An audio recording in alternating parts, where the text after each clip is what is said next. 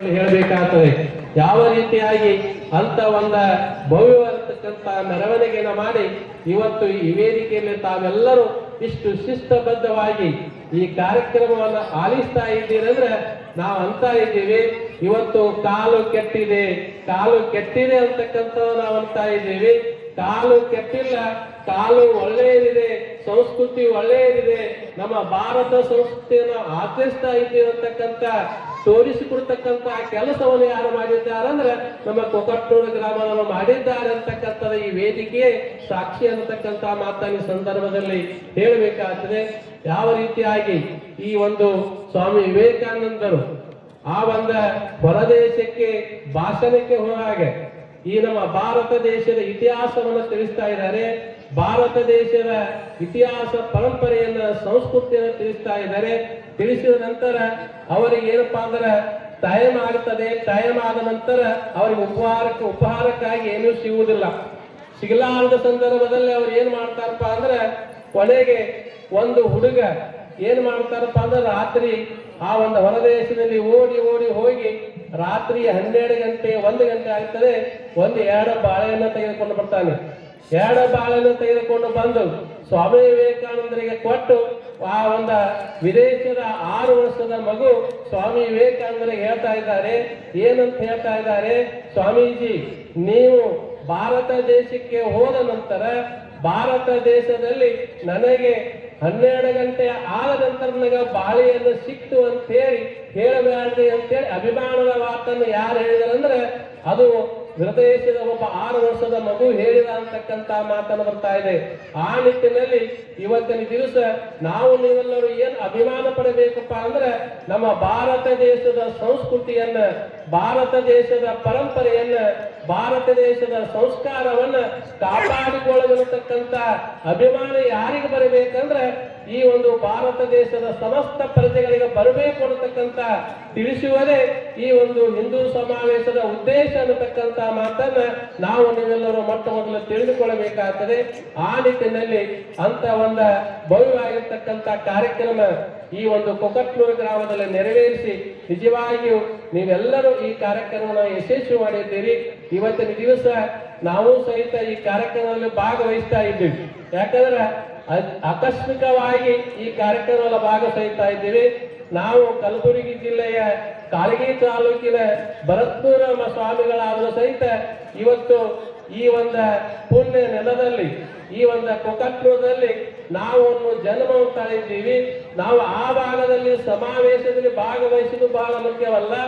ನಾವು ಹುಟ್ಟಿದ ಜನ್ಮಸ್ಥಳದಲ್ಲಿ ಈ ಒಂದು ಸಮಾವೇಶದಲ್ಲಿ ಭಾಗವಹಿಸ್ತಾ ಇದೀವಿ ಅಂದ್ರೆ ಅದು ನಮ್ಮ ಪೂರ್ವ ಜನ್ಮದ ಪುಣ್ಯ ಅನ್ನತಕ್ಕಂಥ ಮಾತನ್ನ ಸಹಿತ ಈ ಸಂದರ್ಭದಲ್ಲಿ ನಾವು ಹೆಮ್ಮೆಯನ್ನು ಪಡಬೇಕಾಗ್ತದೆ. ಆ ನಿಟ್ಟಿನಲ್ಲಿ ಈ ಒಂದು ಕಾರ್ಯಕ್ರಮ ಬಹಳ ಯಶಸ್ವಿ ಮಾಡಿರ್ತಕ್ಕಂಥ ನಮ್ಮ ಕೊಕಟ್ನೂರು ಗ್ರಾಮದ ಸಮಸ್ತ ಸದ್ಭಕ್ತರಿಗೆ ಮತ್ತೊಮ್ಮೆ ಭಕ್ತಿಯ ಶರಣಾರ್ಥಿಗಳು ಹೇಳ್ತಾ ಇದ್ದೀವಿ. ಇವತ್ತಿನ ದಿವಸ ನಿಮ್ಮೆಲ್ಲರ ಹೆಗಲಲ್ಲಿರ್ತಕ್ಕಂಥ ಒಂದು ಕೆಂಪ ಶಾಲೆಯನ್ನು ನೋಡಿದಾಗ, ತಾಯಂದಿರ ಮೇಲೆ ಇರ್ತಕ್ಕಂಥ ಶಾಲೆಯನ್ನು ನೋಡಿದಾಗ ನಿಜವಾಗಿ ಏನ್ ಅನಿಸ್ತದೆ ಅಂದ್ರೆ ಭಾರತ ಮಾತೆಯ ಒಂದು ಸೇವೆಯನ್ನು ಮಾಡ್ತಕ್ಕಂಥವ್ರು. ಯಾವ ರೀತಿಯಾಗಿ ಬಸವಣ್ಣವ್ರು ಹೇಳ್ತಾ ಇದ್ದಾರೆ, ಮನೆಯೊಳಗೆ ಇದ್ದಾಲು ಎಲ್ಲವೋ ಹೊಸ್ತಿನಲ್ಲಿ ಹುಟ್ಟಿ ಮನೆಯೊಳಗೆ ರಜ ತುಂಬಿ ಮನೆಯೊಳಗೆ ಇಲ್ಲ ಕೂಡಲ ಸಂಗಮದೇ ಅಂತಕ್ಕಂಥ ಮಾತನ್ನ ಹೇಳ್ತಾ ಇದ್ದಾರೆ. ಒಂದು ಮನೆಯಲ್ಲಿ ಒಬ್ಬ ಮನುಷ್ಯ ಇದ್ದಾನಂತ ತಿಳಿದುಕೊಳ್ಬೇಕಾಗಿತ್ತಂದ್ರೆ ಆ ಮನೆ ಸ್ವಚ್ಛ ಆಗಿರಬೇಕು. ಆ ಮನೆ ಮುಂದೆ ಹುಲ್ಲು ಬೆಳೆದಿರಬಾರದು, ಮನೆ ಒಳಗಡೆ ಜಾಡಗಟ್ಟಿರಬಾರದು. ಅವಾಗ ಆ ಮನೆಯಲ್ಲಿ ಯಾರಾದರೂ ಇದ್ದಾರೆ ಅಂತ ನಾವು ತಿಳಿದುಕೊಳ್ತಾ ಇದ್ದೇವೆ.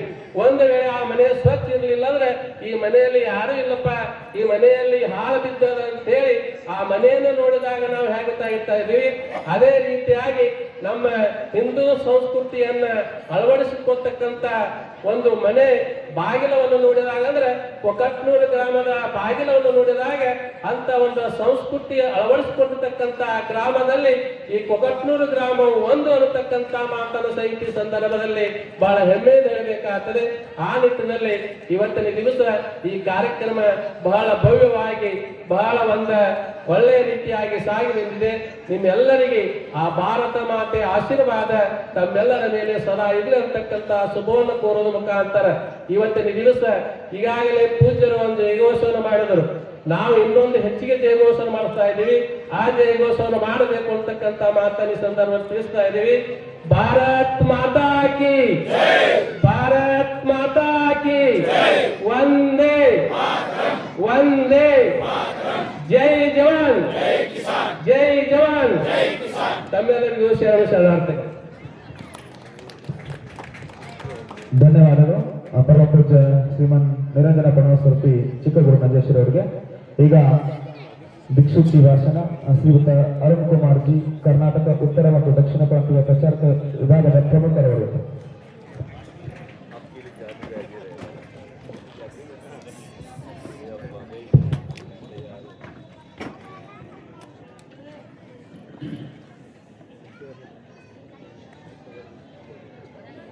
ಕೊಕ್ಕಟನೂರು ಹೋಬಳಿಯ ವಿರಾಟ ಹಿಂದೂ ಸಮ್ಮೇಳನದ ಈ ಒಂದು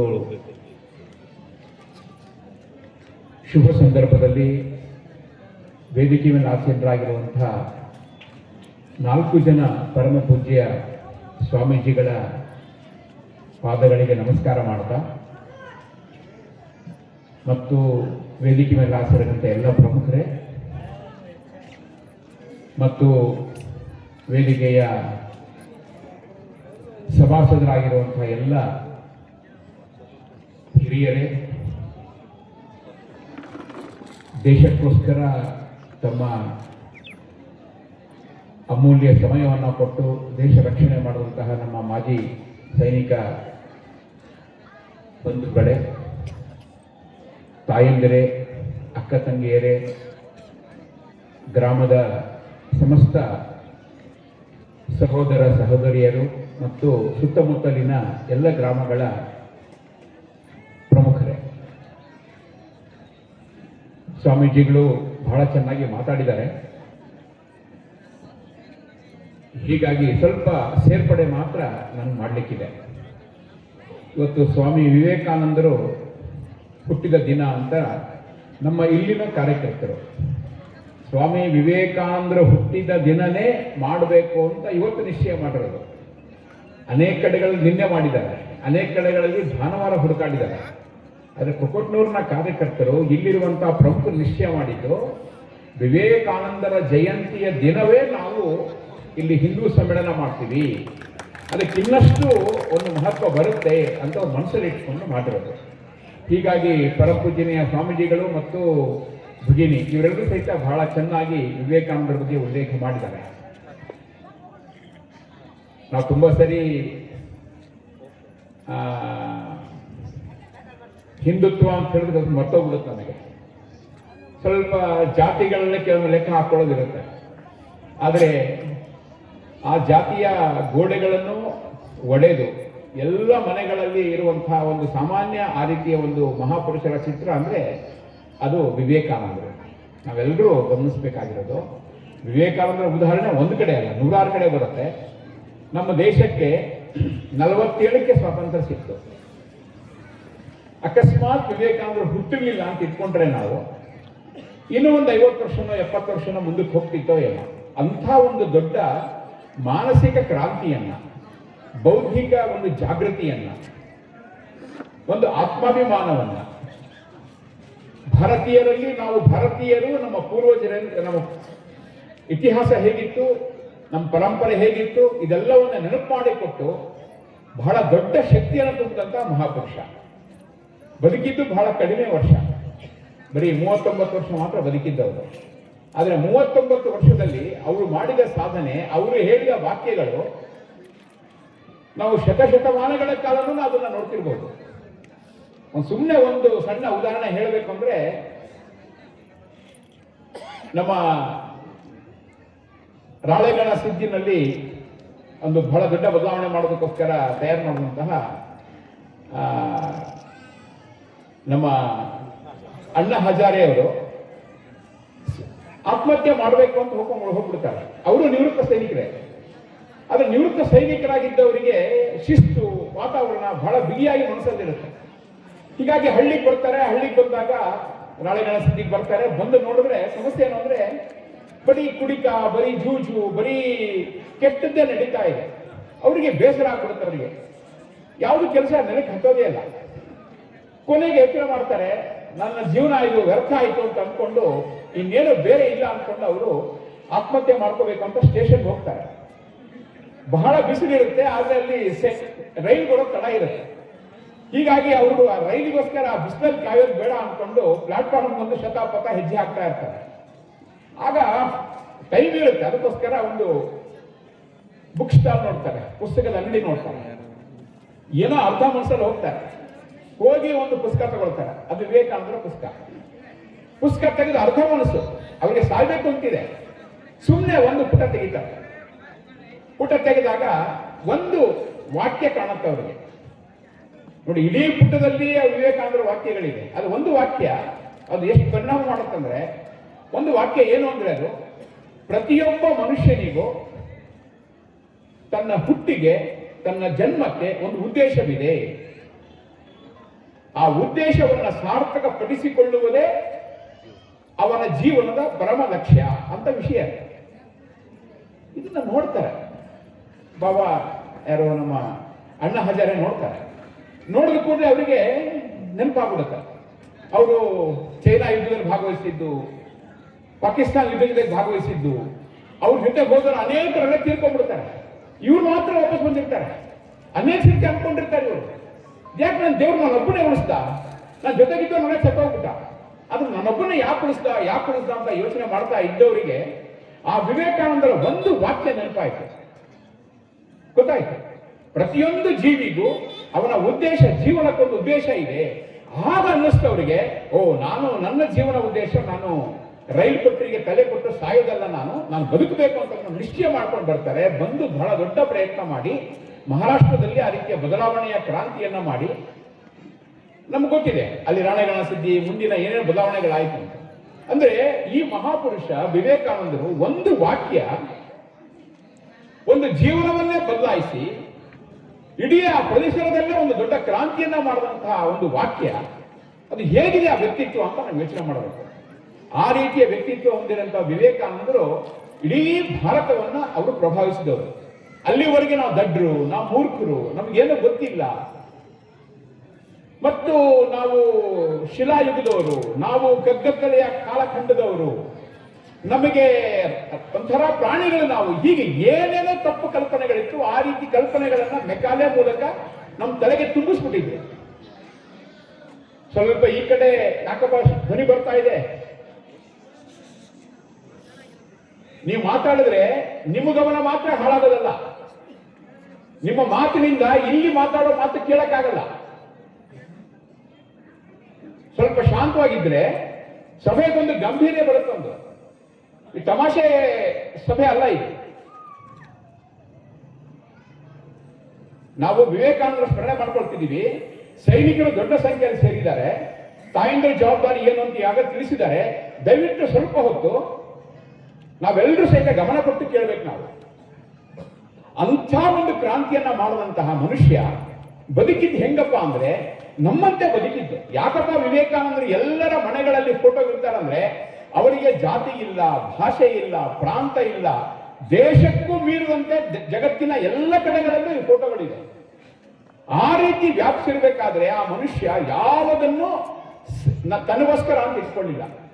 ಅವ್ರು ಹೇಳಿದಾರ, ಅವರು ಯಾರು ಸಂಪೂರ್ಣ ನಿಸ್ವಾರ್ಥಿ ಇದ್ದಾನೋ ಅವನು ಸರ್ವಶಕ್ತಿವಂತ ಅಂತ ಹೇಳ್ಬಿಟ್ಟಿದ್ದಾರೆ. ಎಷ್ಟು ಸ್ವಾರ್ಥಿ ಆಗ್ತೀವೋ ಅಷ್ಟು ನಮ್ಮ ಶಕ್ತಿ ಕಮ್ಮಿ ಆಗುತ್ತೆ. ಈಗ ಪರಮಪೂಜ್ಯ ಸ್ವಾಮೀಜಿಗಳಿದ್ದಾರೆ, ಹೌದಾ? ಅವರು ಸಮಾಜಕ್ಕೋಸ್ಕರ, ಒಂದು ಆಧ್ಯಾತ್ಮಿಕ ಸಾಧನೆಗೋಸ್ಕರ, ಭಗವಂತನ ಪ್ರಾಪ್ತಿಗೋಸ್ಕರ ಇನ್ನೂ ಅನೇಕರ ಜೀವನವನ್ನ ಪವಿತ್ರಗೊಳಿಸಬೇಕು, ಪಾವನಗೊಳಿಸಬೇಕು, ಉದ್ಧಾರ ಮಾಡಬೇಕು ಅಂತ ಹೊರಟಿರೋ ಕಾರಣಕ್ಕೋಸ್ಕರ ಅವರ ಮನೆ, ಮಠ, ಸುಖ ಎಲ್ಲವನ್ನ ಬಿಟ್ಟು ಹೊರಟಿದ್ದಕ್ಕೋಸ್ಕರ ಅವರಿಗೊಂದು ದೊಡ್ಡ ಶಕ್ತಿ ಇದೆ, ಅದು ಅಧ್ಯಾತ್ಮ ಶಕ್ತಿ ಇದೆ. ಇದನ್ನೇ ವಿವೇಕಾನಂದರು ಹೇಳ್ತಾರೆ, ಯಾರು ಎಲ್ಲ ಸ್ವಾರ್ಥವನ್ನ ತ್ಯಾಗ ಮಾಡ್ತಾನೋ ಅವನು ಪರಮಶಕ್ತಿವಂತ ಅಂತ ಹೇಳ್ತಾರೆ. ಅವನು ದೇವರಿಗೆ ಸಮಾನ ಅಂತ ಹೇಳ್ತಾರೆ ಅವರು. ಆ ರೀತಿ ಅವರು ಬದುಕಿದ್ರು. ಅದಕ್ಕೋಸ್ಕರ ಇಡೀ ಜಗತ್ತು ಅವರನ್ನ ಸ್ವೀಕಾರ ಮಾಡುತ್ತೆ. ಅದಕ್ಕೋಸ್ಕರ ಎಲ್ಲರ ಮನೆಗಳಲ್ಲಿ ನಾವು ವಿವೇಕಾನಂದರು ನೋಡ್ತೀವಿ. ಏನ್ ವಿವೇಕಾನಂದರು ನಮ್ಮ ಮುತ್ತಾತ ಅಲ್ಲ, ನಮ್ಮ ಭಾಷೆನೂ ವಿವೇಕಾನಂದರದಲ್ಲ, ಆಯ್ತಾ? ನಮಗೇನು ಬಂಧುಗಳು ಅಲ್ಲ, ನಮಗೆ ಯಾವ ನೇರ ಸಂಬಂಧನೂ ಇಲ್ಲ. ಆದರೆ ಆ ಮನುಷ್ಯನ ಒಂದು ಮಾತಿಗೋಸ್ಕರ, ಅವರ ಜೀವನಕ್ಕೋಸ್ಕರ, ಅವರ ಅಮೃತ ವಾಣಿಗೋಸ್ಕರ, ಪ್ರೇರಣೆಯ ಆ ರೀತಿಯ ಒಂದು ಬಹಳ ದೊಡ್ಡ ಒಂದು ಶಕ್ತಿಗೋಸ್ಕರ ನಾವು ವಿವೇಕಾನಂದ ನೆನಪು ಮಾಡ್ಕೊಳ್ತೀವಿ. ಅಂಥ ಒಬ್ಬ ವ್ಯಕ್ತಿ ಕೇವಲ 39 ವರ್ಷ ಬದುಕಿ ಇಡೀ ನಮ್ಮ ಭಾರತದ ಇತಿಹಾಸವನ್ನೇ ಬದಲಾಯಿಸುವಂತ ಪ್ರಯತ್ನ ಮಾಡಿದಂತಹ ವ್ಯಕ್ತಿಯನ್ನ ನಮ್ಮ ಮನಸ್ಸಿನಲ್ಲಿ ಇವತ್ತು ತುಂಬಿಕೊಳ್ಳೋಣ, ನಮ್ಮ ಮನಸ್ಸ ತುಂಬಿಕೊಳ್ಳೋಣ. ಅವರು ಹೇಳಿದ ವಾಕ್ಯಗಳನ್ನ ಕೆಲವನ್ನಾದರೂ ನಮ್ಮ ಜೀವನದಲ್ಲಿ ತರುವಂತ ಪ್ರಯತ್ನ ಮಾಡೋಣ. ನಾವು ಅನೇಕರಿಗೆ ಗೊತ್ತಿದೆ ವಿವೇಕಾನಂದರ ವಾಕ್ಯಗಳು. ನಾವು ಇವತ್ತು ಮೊಬೈಲ್ ಕೈನಲ್ಲೇ ಇದೆ, ಜಗತ್ತೇ ಇದೆ, ಯಾವ್ಯಾವುದಕ್ಕೂ ಬಳಸ್ತೀವಿ. ವಿವೇಕಾನಂದರ ವಾಕ್ಯಗಳನ್ನ ಸ್ವಲ್ಪ ಅದನ್ನ ಮೊಬೈಲ್ ಪಾವನ ಆಗಲಿ, ಇನ್ನು ಯಾವ್ಯಾವುದೋ ಏನೇನೋ ಇರುತ್ತೆ ಮೊಬೈಲಲ್ಲಿ. ವಿವೇಕಾನಂದರ ವಾಕ್ಯಗಳು ಬರಲಿ, ವಿವೇಕಾನಂದರ ವಿಡಿಯೋ ಕೇಳಿ, ಏನಾದರೂ ಅಷ್ಟು ವಿವೇಕಾನಂದರ ಬಗ್ಗೆ ಕೇಳಿಕೊಂಡು ನಮ್ಮ ಜೀವನ ಸಾರ್ಥಕ ಮಾಡಿಕೊಳ್ಳುವಂತ ಕ್ಷಣ ಇದೆ.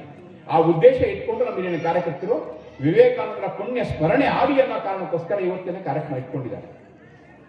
ವಿವೇಕಾನಂದರು ಕನಸು ಕಂಡಿದ್ದು ಇಲ್ಲಿರುವಂತಹ ಭಾರತ ಮಾತೆ ಏನಿದ್ದಾಳೆ, ಈಕೆ ಎಲ್ಲರ ಆರಾಧ್ಯ ದೈವ ಆಗಬೇಕು ಅಂತ ಇಷ್ಟಪಟ್ಟವರು. ವಿವೇಕಾನಂದರು ದೇಶದ ಮೂಲೆ ಮೂಲೆಗೆ ಹೋಗಿದ್ದಾರೆ, ಪರಿವ್ರಾಜಕರಾಗಿ. ಜೇಬಲ್ ದುಡ್ಡಿಲ್ಲ, ಏನು ಹಣ ಇಟ್ಕೊಳ್ದೇನೆ, ಯಾವ ವಸ್ತು ಇಟ್ಕೊಳ್ದೇನೆ ನೇರ ಪ್ರವಾಸ ಮಾಡ್ತಾರೆ. ಅನೇಕ ದಿನಗಳ ಕಾಲ ಉಪವಾಸ ಇರಬೇಕಾಗುತ್ತೆ ಅವರು. ಒಬ್ಬ ಸಾಮಾನ್ಯ ಒಬ್ಬ ಗುಡಿಸಲಿಗೂ ಹೋಗಿದ್ದಾರೆ, ಅರಮನೆಗಳಿಗೂ ಹೋಗಿದ್ದಾರೆ, ರಾಜಾತಿಥ್ಯವನ್ನು ಪಡ್ಕೊಂಡಿದ್ದಾರೆ, ಉಪವಾಸನೂ ಇದ್ದಾರೆ, ಮಣ್ಣಿನ ಮೇಲೆ, ಹುಲ್ಲಿನ ಮೇಲೆ, ಕಾಡಿನಲ್ಲಿ ಮಲಗಿದ್ದಾರೆ. ಹೀಗೆ ಇಡೀ ಭಾರತದ ಎಳೆ ಎಳೆ ಪದರುಗಳನ್ನು ತಿಳ್ಕೊಂಡಿರುವಂತಹ ಮಹಾಪುರುಷ ಇವರು. ಆ ಮಹಾಪುರುಷ ನೋಡ್ತಾರೆ, ನಾವು ದೇವರಿಗೆ ಕಿತ್ತಾಡ್ತಿದೀವಲ್ಲ ಅಂತ ಅನ್ಸ್ಬಿಡುತ್ತವ್ರಿಗೆ. ನನಗೀ ದೇವರು ದೊಡ್ಡದು, ನನಗೀ ದೇವರು ದೊಡ್ಡದು, ಇದೆಲ್ಲ ಕೇಳಿದಂತಹ ವಿವೇಕಾನಂದರಿಗೆ ತಲೆ ಕೆಟ್ಟೋಗುತ್ತವ್ರೆ. ಅವರು ಕೇರಳಕ್ಕೆ ಹೋದಾಗ ಅಲ್ಲಿ ಜಾತಿ ಭೇದಗಳನ್ನ ನೋಡಿ ಅಲ್ಲಿ ಬೈದು ಬರ್ತಾರೆ. ಇದು ಕೇರಳ ಅಲ್ಲ, ಇದು ರಾಜ್ಯ ಅಲ್ಲ, ಇದು ಸಮಾಜ ಅಲ್ಲ, ಇದು ಹುಚ್ಚಾಸ್ಪತ್ರೆ ಅಂತ ಬೈದು ಬರ್ತಾರೆ. ಯಾಕೆಂದ್ರೆ ಯಾರೋ ಒಬ್ಬ ಕೊರಳಲ್ಲಿ ತೆಂಗಿನ ಚಿಪ್ ಕಟ್ಕೊಂಡು ಹೋಗಿರ್ತಾನೆ, 2 ದಾರಕ್ಕೆ ಕಟ್ಟಿ ಕೊಳ್ಳಿಗೆ ಹಾಕೊಂಡು ತೆಂಗಿನ ಚಿಪ್ ಕೊಳ್ಳಲಿರುತ್ತೆ.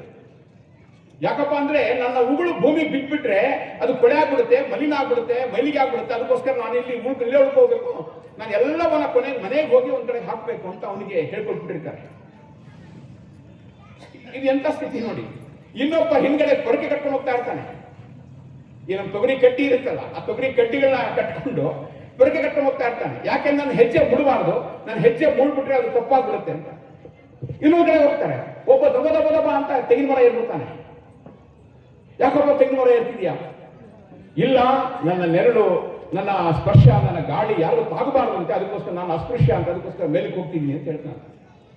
ಇದು ನಾನು ನೋಡುವಂತ ವಿವೇಕಾನಂದ ಹೇಳ್ತಾರೆ, ಇದು ಜನಗಳಿರೋ ಏರಿಯಾ ಅಲ್ಲಪ್ಪ, ಇದು ಇಡೀ ಕೇರಳ ಹುಚ್ಚಾಸ್ಪತ್ರೆ ಅಂತ ಬೈತಾರೆ. ಇಂಥ ಕೆಟ್ಟ ರೀತಿಯಲ್ಲಿ ನಾವು ದೇವರುಗಳನ್ನ, ಜಾತಿಗಳನ್ನ ಆಚರಣೆ ಮಾಡಿಕೊಂಡು ಬಂದಿದ್ದೀವಿ. ಪುಣ್ಯಕ್ಕೆ ಅಲ್ಲೊಬ್ಬ ಮಹಾಪುರುಷ ಹುಟ್ಟಿದ್ರು, ಅವರು ಸಹಿತ ವಿವೇಕಾನಂದರ ಮೂಲಕನೇ ಬೆಳಕಿಗೆ ಬಂದಂತಹ ನಾರಾಯಣ ಗುರುಗಳು. ನಾರಾಯಣ ಗುರುಗಳ ಮೂಲಕ ಇಲ್ಲಿದ್ದಂತ ಒಬ್ಬ ಡಾಕ್ಟರ್ ಅನ್ನು ಕಳಿಸ್ಕೊಡ್ತಾರೆ, ಡಾಕ್ಟರ್ ಪಿಳ್ಳಯ್ಯ ಅಂತ. ಆನಂತರ ನಾರಾಯಣ ಗುರುಗಳು ಬಹಳ ದೊಡ್ಡ ಬದಲಾವಣೆ ಮಾಡ್ತಾರೆ. ಆಗ ನಾರಾಯಣ ಗುರುಗಳು ಒಂದ್ ಕಡೆ ದೇವಸ್ಥಾನಕ್ಕೆ ಹೋಗ್ಬೇಕು ಅಂತ ಹೋದಾಗ ಅಲ್ಲಿದ್ದಂತ ಯಾರೋ ಸ್ವಲ್ಪ ಮಡಿವಂತರು ಹೇಳ್ತಾರೆ, ಇದು ದೇವಸ್ಥಾನ ನಿಮ್ಗಲ್ಲ ಅಂತ ಹೇಳ್ತಾರೆ. ಆಗ ನಾರಾಯಣ ಗುರುಗಳು ಏನು ಹೇಳಲ್ಲ, ನಾರಾಯಣ ಸುಮ್ಮನೆ ಹೊರಗೆ ಬರ್ತಾರೆ. ಹೊರಗೆ ಬಂದು ಜೊತೆಗಿದ್ದವ್ರು ಹೇಳ್ತಾರೆ, ಬೇಡಪ್ಪ, ಆ ದೇವರೇನೋ ಬಹಳ ವಿಶೇಷ ಅಂತೆ, ನಮಗಾಗಲ್ಲಪ್ಪ, ನಾವು ಬಡವರು, ನಾವು ದಡ್ಡರು ನಾವು ಅಂತ ಅನ್ಕೊಂಡು ಬಂದು ಆ ಸಮುದ್ರದ ಪಕ್ಕದಲ್ಲಿದ್ದಂತಹ ಒಂದು ಮರಳನ್ನ ಅಲ್ಲೇ ಶಿವಲಿಂಗ ಮಾಡಿ ಆ ಶಿವಲಿಂಗಕ್ಕೆ ಪೂಜೆ ಮಾಡ್ತಾರೆ. ಪೂಜೆ ಮಾಡುವಾಗ 100 ಜನ ಯಾರು ಆ ದೇವಸ್ಥಾನಕ್ಕೆ ಹೋಗೋದಕ್ಕೆ ಅವಕಾಶ ಆಗಿರೋದಿಲ್ಲ, ಆ ಎಲ್ಲರೂ ಬಂದು ಆ ಶಿವಲಿಂಗನ ಪೂಜೆ ಮಾಡ್ತಾರೆ. ಶಿವಲಿಂಗನ ಪೂಜೆ ಮಾಡ್ತಾ ಅದು ಮರಳಲ್ಲಿ ಕಟ್ಟಿದಂತಹ ಶಿವಲಿಂಗ ಅದು ನಿಧಾನವಾಗಿ ಅದು ಹಂಗೆ ಸ್ಥಿರವಾಗಿ ಉಳಿಯುತ್ತೆ, ಕಲ್ಲಿನ ಶಿವಲಿಂಗ ಆಗತ್ತೆ. ಇವತ್ತು ಯಾವುದನ್ನ SNDP ಯ ಕೇಂದ್ರವಾಗಿ ಶಿವಗಿರಿ ಮಠ ಅಂತ ಕರೀತಾರೋ, ಶಿವಗಿರಿ ದೇವಸ್ಥಾನ ಅಂತ ಕರೀತಾರೋ, ಇಡೀ ನಮ್ಮ ಈ ಕಡೆ ಈಡಿಗ, ಆ ಕಡೆಯ ಬಿಲ್ಲವ, ಆ ರೀತಿಯ ಒಂದು ಶ್ರೀ ನಾರಾಯಣ ಗುರು ಧರ್ಮ ಪ್ರತಿಷ್ಠಾಪನಾ ಪರಿಷತ್ ಅಂತ ಮಾಡಿಕೊಂಡು ಅಲ್ಲಿ ನಡೆಸ್ಕೊಂಡು ಹೋಗ್ತಿರೋದು ಆ ರೀತಿಯ ಒಂದು ಪ್ರಯತ್ನವಿಲ್ಲ. ಸ್ವಾಮಿ ವಿವೇಕಾನಂದರು ಮಾಡಿದಂತಹ ಕೆಲಸಗಳನ್ನ ಒಂದು ಕಡೆಗಲ್ಲ, ನಮ್ಮ ನಾಲ್ವಡಿ ಕೃಷ್ಣರಾಜ ಒಡೆಯರಿಗೆ ಪ್ರೇರಣೆ ಕೊಟ್ಟಂತವ್ರು ಅವರೇನೆ, ಇಂಡಸ್ಟ್ರಿಗಳನ್ನ ಶುರು ಮಾಡೋದಕ್ಕೆ ಹೇಳಿದವರು ಅವರೇನೆ, ಇಂಡಿಯನ್ ಇನ್ಸ್ಟಿಟ್ಯೂಟ್ ಆಫ್ ಸೈನ್ಸ್ ಅನ್ನ ಶುರು ಮಾಡೋದಕ್ಕೆ ಹೇಳಿದವರು ಅವರೇನೆ, ಈ ರೀತಿ ಅವ್ರದ್ದು ಒಂದಲ್ಲ ಕಲ್ಪನೆಗಳು. ಆ ರೀತಿ ಇಡೀ ದೇಶವನ್ನ ಕಟ್ಟಿ ಬೆಳೆಸಿದಂತ ಮಹಾಪುರುಷ. ಇವತ್ತು ಅವರ ಜನ್ಮದಿನ, ಅವರ ನೆನಪು ಮಾಡ್ಕೋಣ. ನಮ್ಮ ಮಕ್ಕಳಿಗೂ ಅವರ ಕಥೆಗಳನ್ನ, ಘಟನೆಗಳನ್ನ ತಿಳಿಸುವಂತ ಪ್ರಯತ್ನ ಮಾಡೋಣ. ಆ ಮೂಲಕ ಭಾರತ ಮಾತೆ ಎಂಥ ಮಗನನ್ನ ಕೊಟ್ಟಿದ್ದು ಅಂತ ಹೇಳೋದು ನಿಶ್ಚಯ ಮಾಡೋಣ. ಆ ಮಗ ಹೇಳಿದ್ದು ಭಾರತ ಮಾತೆನೇ ನಮ್ಗೆಲ್ಲರಿಗೂ ಆರಾಧ್ಯ ದೈವ ಆಗಲಿ, ನಾವು ದೇವರ ಹೆಸರು ಒಡೆದೋಗ್ಬಿಟ್ಟಿದ್ದೀವಿ ಅನ್ನುವಂಥ ಮಾತನ್ನ ಹೇಳ್ತಾರೆ. ನಾವು ಅದರಿಂದಲೇ ಶುರು ಮಾಡ್ಕೊಳ್ಳೋದಾದ್ರೆ ನಾವೆಲ್ಲ ಸೇರಿದ್ದೀವಿ. ಇವತ್ತು ನಡೀತಿರುವಂಥದ್ದು ಹಿಂದೂ ಸಮ್ಮೇಳನ ಇದೆ. ನಾವೆಲ್ಲರೂ ನಮ್ಮನ್ನು ನಾವು ಯೋಚನೆ ಮಾಡಬೇಕಾಗಿರೋದು, ನಾವು ಹಿಂದೂಗಳು ಆಗಿದ್ದೀವ ಅನ್ನೋದನ್ನ. ಅನೇಕ ಸರ್ತಿ ನಮಗೆ ಮೇಲ್ಮೇಲೆ ನೋಡಿದಾಗ ಅವ್ರು ನಾವು ಹಿಂದೂಗಳಾಗಿದ್ದೀವಿ ಅಂತ ಅನ್ಸುತ್ತೆ. ಅದೇ ವಾಪಸ್ ಹೋದಾಗ ನಮ್ಮ ಬಂಧುಗಳನ್ನ ನೋಡ್ತೀವಿ, ನಮ್ಮ ಜಾತಿಯನ್ನ ನೋಡ್ತೀವಿ, ಅಲ್ಲಿ ಏನೋ ಸ್ವಲ್ಪ ಗಡಿಬಿಡಿ ಆಗುತ್ತೆ. ಹಿಂದೂ ಅಂತ ಹೇಳೋದು ಮರ್ತೋಗುತ್ತೆ. ಅಲ್ಲಿ ದೇವರು ಪ್ರಮುಖ ಆಗ್ತಾನೆ, ನಮ್ಮ ರೀತಿ ನೀತಿ ಪದ್ಧತಿಗಳು ಪ್ರಮುಖ ಆಗುತ್ತೆ, ಜಾತಿ ಮತ್ತು ರೀತಿ ರಿವಾಜುಗಳು ಪ್ರಮುಖ ಆಗ್ಬಿಡುತ್ತೆ. ಹಿಂದೂ ಅಂತ ಹೇಳಿ ಮರ್ತೋಗ್ಬಿಡ್ತೀವಿ. ನಾವು ಶಿವನನ್ನೇ ಪೂಜೆ ಮಾಡ್ತಿರ್ಬೋದು, ವಿಷ್ಣುವನ್ನೇ ಪೂಜೆ ಮಾಡ್ತಿರ್ಬೋದು, ಬ್ರಹ್ಮನನ್ನೇ ಪೂಜೆ ಮಾಡ್ತಿರ್ಬೋದು, ಅಥವಾ ಮಾರಿಯಮ್ಮನ ಪೂಜೆ ಮಾಡ್ತಿರ್ಬೋದು, ಯಾರು ಬೇಕಾದ್ರೂ ಪೂಜೆ ಮಾಡ್ತಿರ್ಬೋದು. ಇದೇ ನಮ್ಮ ಕೊಕ್ಕಟ್ನೂರಿನ ಒಂದು ಬಹಳ ಪ್ರಸಿದ್ಧ ದೇವಸ್ಥಾನ, ಅದು ಯಲ್ಲಮ್ಮನ ದೇವಸ್ಥಾನ ಅದು. ಹೌದಾ? ಈ ಕಡೆಗೆ ಹಣಮಪ್ಪ ಇದ್ದಾನೆ. ಈ ಹಣಮಪ್ಪ ಮತ್ತು ಯಲ್ಲಮ್ಮ ಇಬ್ಬರ ಮಧ್ಯದಲ್ಲಿ ನಾವು ಈ ಕೊಕ್ಕಟ್ನೂರಿನ ಸುತ್ತಮುತ್ತ ಜನಗಳು ನಾವೆಲ್ಲರೂ ವಾಸ ಮಾಡ್ತಿರುವಂಥದ್ದು. ಹೀಗಾಗಿ ಕೊಕ್ಕಟ್ನೂರಿನಲ್ಲಿ ಯಲ್ಲಮ್ಮನ ಬಗ್ಗೆ ಭಕ್ತಿ ಇಲ್ಲ ಅಂತ ಹೇಳಿದ್ರೆ ಅವ್ರ ಬಗ್ಗೆ ಯೋಚನೆ ಮಾಡಬೇಕಾಗುತ್ತೆ. ಕೊಕ್ಕಟ್ನೂರಿನವ್ರಿಗೆ ಹಣಮಪ್ಪನ ಬಗ್ಗೆ ಭಕ್ತಿ ಇಲ್ಲ ಅಂತ ಯೋಚನೆ ಮಾಡಿದ್ರೆ ಬಹಳ ತಪ್ಪಾಗುತ್ತೆ. ಇಷ್ಟ ಮಾತ್ರ ಅಲ್ಲ, ನಾವು ಮಾಡಬೇಕಾಗಿರುವಂತ ಪ್ರಯತ್ನ ಏನು ಅಂದ್ರೆ, ನಾನು ಯಲ್ಲಮ್ಮನಿಗೆ ನಮಸ್ಕಾರ ಮಾಡಲಿ, ನಾನು ಹಣಮಪ್ಪನಿಗೆ ನಮಸ್ಕಾರ ಮಾಡಲಿ, ನಾನು ಶಿವನಿಗೆ ಮಾಡಲಿ, ನಾನು ಗಣಪತಿಗೆ ಮಾಡಲಿ, ನಾನು ಶನಿದೇವರಿಗೆ ಮಾಡಲಿ, ಸ್ವಾಮಿ ಅಯ್ಯಪ್ಪನಿಗೆ ಮಾಡಲಿ, ನಾನು ಯಾರಿಗೆ ಬೇಕಾ ನಮಸ್ಕಾರ ಮಾಡಲಿ, ಅದು ಹೋಗೋದು ಒಬ್ಬರಿಗೇನೆ. ಅದನ್ನೇ ವಿವೇಕಾನಂದರು ಹೇಳಿದ್ದು. ಚಿಕಾಗೋ ಭಾಷಣ ಅಂತ ಸ್ವಾಮೀಜಿ ಉಲ್ಲೇಖ ಮಾಡಿದ್ರಲ್ಲ, ಅದನ್ನು ಹೇಳಿದ್ದು ಸ್ವಾಮಿ ವಿವೇಕಾನಂದರು ಚಿಕಾಗೋ ಭಾಷಣದಲ್ಲಿ ಹೇಳಿದ್ರು. ಮಳೆಯಿಂದ ಎಲ್ಲಿ ಬೇಕಾದ್ರೂ ನೀರು ಬೀಳಿ ಭೂಮಿ ಮೇಲೆ, ಎಲ್ಲಿ ಬೇಕಾದ್ರೂ ಹರಿಲಿ ಆ ನೀರು, ಕೊನೆಗೆ ಎಲ್ಲಿ ಸೇರುತ್ತೆ? ಸಾಗರವನ್ನೇ ಸೇರುತ್ತೆ.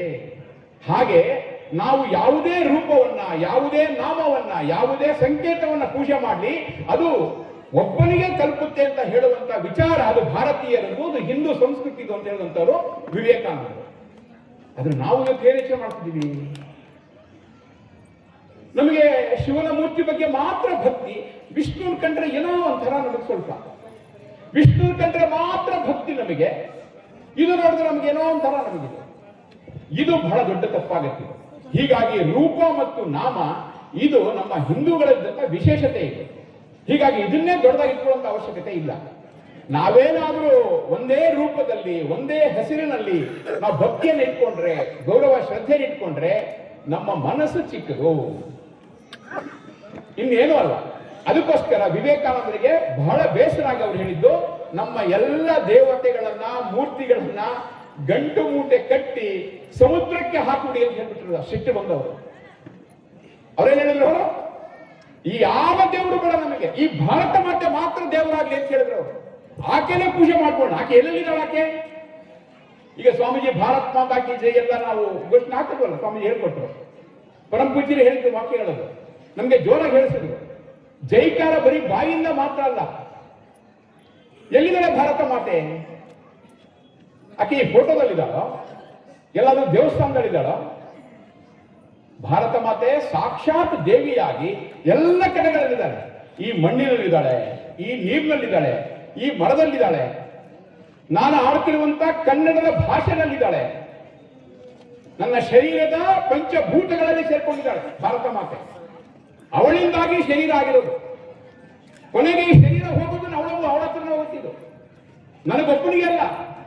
ಈ ನಮ್ಮ ಪೀಳಿಗೆಗಳಿಂದ ಏನು ಸಾವಿರಾರು ಲಕ್ಷಾಂತರ ವರ್ಷಗಳಿಂದ ಏನೋ ಹಿಂದೂ ಸಮಾಜ ಇಲ್ಲಿ ಬೆಳ್ಕೊಂಡು ಬಂದಿದೆಯೋ, ಅವ್ರು ಎಲ್ಲರಿಗೆ ಜನ್ಮ ಕೊಟ್ಟಂಥವಳು, ಅವಳನ್ನ ಸ್ವೀಕಾರ ಮಾಡಿದಂಥವಳು, ಅವಳು ಭಾರತ ಮಾತೆ ಅವಳು. ಅದಕ್ಕೋಸ್ಕರ ಅಂತ ಭಾರತ ಮಾತೆ ಆಕೆ ಎಲ್ಲ ಕಡೆಗೆ ಹರಡ್ಕೊಂಡಿದ್ದಾಳೆ. ಯಾವಾಗ ಭಾರತ ಮಾತೆಗೆ ನೋವಾಗುತ್ತೆ, ನಾವು ಸ್ವಲ್ಪ ಗೊತ್ತಿರಬೇಕು. ಆಕೆಗೆ ಆ ಮನಸ್ಸಿದೆ, ಆಕೆಗೆ ಬುದ್ಧಿ ಇದೆ, ಆಕೆಗೆ ಶರೀರ ಇದೆ. ಶರೀರ ಯಾವುದು? ಇಡೀ ನಮ್ಮ ಭಾರತದ ಮ್ಯಾಪ್ ಏನಿದೆಯೋ ಅದೇ ಶರೀರ. ನಮ್ಮ ದೇಶದ ಯಾವುದು ಪರ್ವತಗಳಿದಾವೋ ಅದೇ ಆಕೆಯ ಸ್ತನಗಳು. ಅಲ್ಲಿಂದ ಹರಿಯುವಂತ ನೀರೇ ನಮಗೆ ಹಾಲು. ನಮ್ಮ ಈ ಗಿಡ ಮರಗಳು ಬೀಸುವಂತ ಗಾಳಿನೇ ನಮಗೆ ತಂಗಾಳಿ, ಆಕೆಯ ಉಸಿರು. ಆಕೆ ಹಾಸಿಕೊಟ್ಟಿರುವಂತಹ ಈ ನೆಲ ಏನಿದೆಯೋ ಇದೇ ಒಂದು ದೊಡ್ಡವಾದಂತ ನಮಗೆ ಸೆರಗಿದೆ, ಇದೇ ನಮಗೆ ಮಡಿಲಿ, ನಾವು ಇಲ್ಲಿರ್ಬೇಕಾಗಿರುವಂತಹದ್ದು. ಹೀಗಾಗಿ ಭಾರತ ಮಾತೆ ಯಾವಾಗ ಇಷ್ಟ ಆಗುತ್ತಪ್ಪ ಅಂದ್ರೆ ಹೀಗೆ ವಿರಾಟ್ ಹಿಂದೂ ಸಮ್ಮೇಳನ ಅಂತ ಅನ್ಕೊಂಡು ಎಲ್ಲ ಜಾತಿ ಭೇದ ಭಾವಗಳನ್ನ ಬಿಟ್ಟು ನಾವು ಒಂದಿಗೆ ಬಂದಿದ್ದೀವಿ. ಈ ದೇಶದ ಬಗ್ಗೆ, ಧರ್ಮದ ಬಗ್ಗೆ, ಹಿರಿಯರ ಬಗ್ಗೆ, ಮಹಾಪುರುಷರ ಬಗ್ಗೆ ನೆನಪು ಮಾಡ್ಕೊಳ್ತಿದೀವಿ. ಇದಾದ್ಮೇಲೆ ಒಟ್ಟಿಗೆ ಊಟ ಮಾಡ್ತೀವಿ ನಾವು. ಅದು ಬಹಳ ಮುಖ್ಯವಾದ ಕೆಲಸ. ಅದು ಯಾವುದೇ ಜಾತಿ ಭೇದ ಭಾವ ಇದ್ದೇನೆ ನಾವೆಲ್ಲ ಒಟ್ಟಿಗೆ ಊಟ ಮಾಡ್ತೀವಿ. ಇದನ್ನ ನೋಡಿದಾಗ ಭಾರತ ಮಾತೆಗೆ ಆನಂದ ಆಗುತ್ತೆ, ನಮ್ಮ ಜಾತಿಗಳನ್ನ ಮರ್ತಾಗ ಆನಂದ ಆಗುತ್ತೆ, ನಮ್ಮ ಭಾಷೆಗಳು ಎಲ್ಲವನ್ನೂ ಗೌರವ ಕೊಟ್ಟಾಗ ಆನಂದ ಆಗುತ್ತೆ.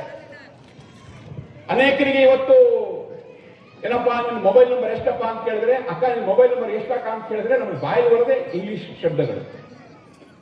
ಅದು 99 ಅಂತಾನೋ ಅಥವಾ 944 ಅಂತಾನೋ ಏನೋ ಬಂದ್ಬಿಡುತ್ತೆ ಬಾಯಿಂದ. ಇದನ್ನ ಕೇಳಿದಾಗ ಭಾರತ ಮಾತೆಗೆ ಬಹಳ ನೋವಾಗುತ್ತೆ. ಯಾಕೆ? ಭಾರತ ಮಾತೆಯ ಮಗಳು ಕನ್ನಡ ಮಾತೆ, ಕನ್ನಡಾಂಬೆ.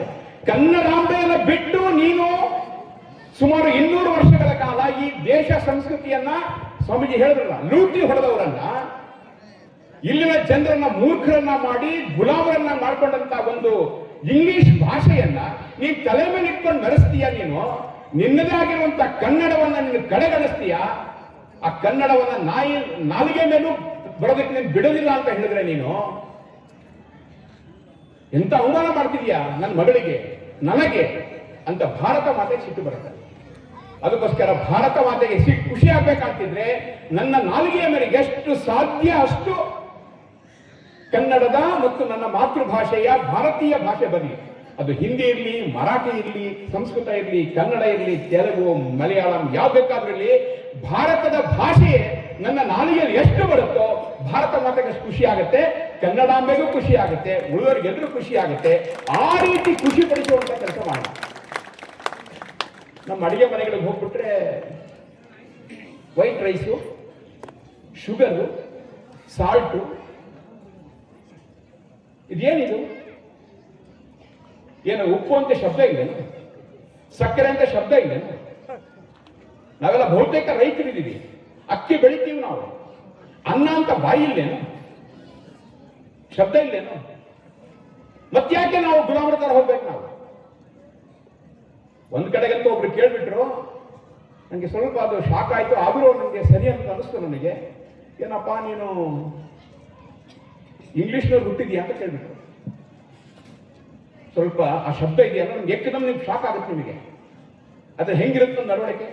ತುಂಬಾ ಸರಿ ನಾವು ಆ ಶಬ್ದಕ್ಕೆ ನಾವು ಹೌದು ಇಂಗ್ಲಿಷ್ಗೆ ಹುಟ್ಟುಬಿಟ್ಟಿದೀವ ಅಂತ ಅನ್ಸೋ ರೀತಿ ಮಾತಾಡ್ತೀವಿ. ನಾವು ಭಾರತೀಯರು, ನಾವು ಕನ್ನಡಿಗರು, ನಾವು ಬೆಳಗಾವಿನವರು, ನಾವು ಚಿಕ್ಕೋಡಿ ಜಿಲ್ಲೆಯವರು, ನಾವು ಈ ಕಡೆ ಈ ಭಾಗದಲ್ಲಿ ಇರುವಂತವ್ರು, ಅಥಣಿ ಸುತ್ತಮುತ್ತ, ಕೊಕ್ಕಟ್ನೂರು ಸುತ್ತಮುತ್ತ ಮಣ್ಣ ಇರುವಂತ ವ್ಯಕ್ತಿಗಳು ನಾವು. ಇಲ್ಲಿಗೆ ನಮ್ಮ ಕನೆಕ್ಷನ್, ನಮಗೆ ಅವ್ರಿಗೆ ಏನು ಸಂಬಂಧ? ಇದನ್ನು ನಾವು ಯೋಚನೆ ಮಾಡಬೇಕು. ಇದಕ್ಕೆ ಸ್ವ ಅಂತ ಕರೀತಾರೆ, ನನ್ನದು ಅಂತ ಕರೀತಾರೆ. ನನ್ನ ಜನಪದ ಸಂಸ್ಕೃತಿ ಇರಲಿ, ನಮ್ಮ ದೇವರಿರಲಿ, ನಮ್ಮ ರೀತಿ ಪರಂಪರೆಗಳಿರಲಿ, ನಮ್ದು ಏನಿದೆಯೋ ಅದು ನಮ್ದದು. ಅದಕ್ಕೋಸ್ಕರ ನಾವೆಲ್ಲರೂ ಯೋಚನೆ ಮಾಡಬೇಕಾಗಿರೋದು ಆ ದಿಕ್ಕಿನ ಬಗ್ಗೆ. ದೇಶದಲ್ಲಿ ಸುಮಾರು 3 ಕೋಟಿ ಜನ ಇದ್ದಾರೆ ಸೈನಿಕರು, ನಿವೃತ್ತ ಸೈನಿಕರು. ಅವರು ತಮ್ಮ ಜೀವನದ ಅಮೂಲ್ಯ, ತಮ್ಮ ಯೌವನದ ತಾರುಣ್ಯದ ಅವಧಿಯನ್ನ ಇವತ್ತು ಮನೆಗಳಲ್ಲಿ ಊಟ ಮಾಡ್ತಾರೆ, ಹಬ್ಬ ಮಾಡ್ತಾರೆ. ಆದ್ರೆ ಪಾಪ ಅವಾಗ ಮಾಡಬೇಕಾದಾಗ ಹೊಸ ವರ್ಷನೂ ಅಲ್ಲೇ ಮಾಡಿದ್ರು, ಯುಗಾದಿನೂ ಅಲ್ಲೇ ಮಾಡಿದ್ರು, ದೀಪಾವಳಿ ಅಲ್ಲೇ ಮಾಡಿದ್ರು, ಆ ಕತ್ಲಲ್ಲಿ ಆ ಒಂದು ನಿದ್ದೆ ಮಾಡಿಕೊಂಡು ಅಂದ್ರೆ ಎಲ್ಲೋ ಕಷ್ಟಪಟ್ಕೊಂಡು ಏನೋ ಇಟ್ಕೊಂಡಿದ್ದಂತ ವ್ಯಕ್ತಿಗಳ ಪೈಕಿ ಇವತ್ತು 3 ಕೋಟಿ ಜನರ ಪೈಕಿ ಇವತ್ತು ಕುಕ್ಕಟ್ನೂರಿಗೆ ನಮ್ಮ ಹಿರಿಯರು ಬಂದಿದ್ದಾರೆ. ಬಹಳ ಸಂತೋಷ, ಪ್ರೇರಣೆ ಕೊಡುವಂತ ವಿಷಯ ಇದೆ. ನಿಜಕ್ಕೂ ನನಗೆ ಬಹಳ ಖುಷಿಯಾಗಿದೆ.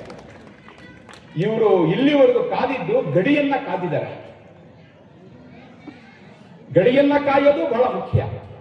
ಆದರೆ ಇವತ್ತು ಸಂಸ್ಕೃತಿಯನ್ನ ಕಾಯುವಂತ ಕೆಲಸ, ಸಮಾಜವನ್ನ ಕಾಯುವಂತ ಕೆಲಸ ಈ ಹಿಂದೂ ಸಮ್ಮೇಳನ ಮೂಲಕ ಪ್ರತಿಯೊಬ್ಬನೂ ಸೈನಿಕನ ಮಾಡಬೇಕಾಗಿದೆ. ನಾವು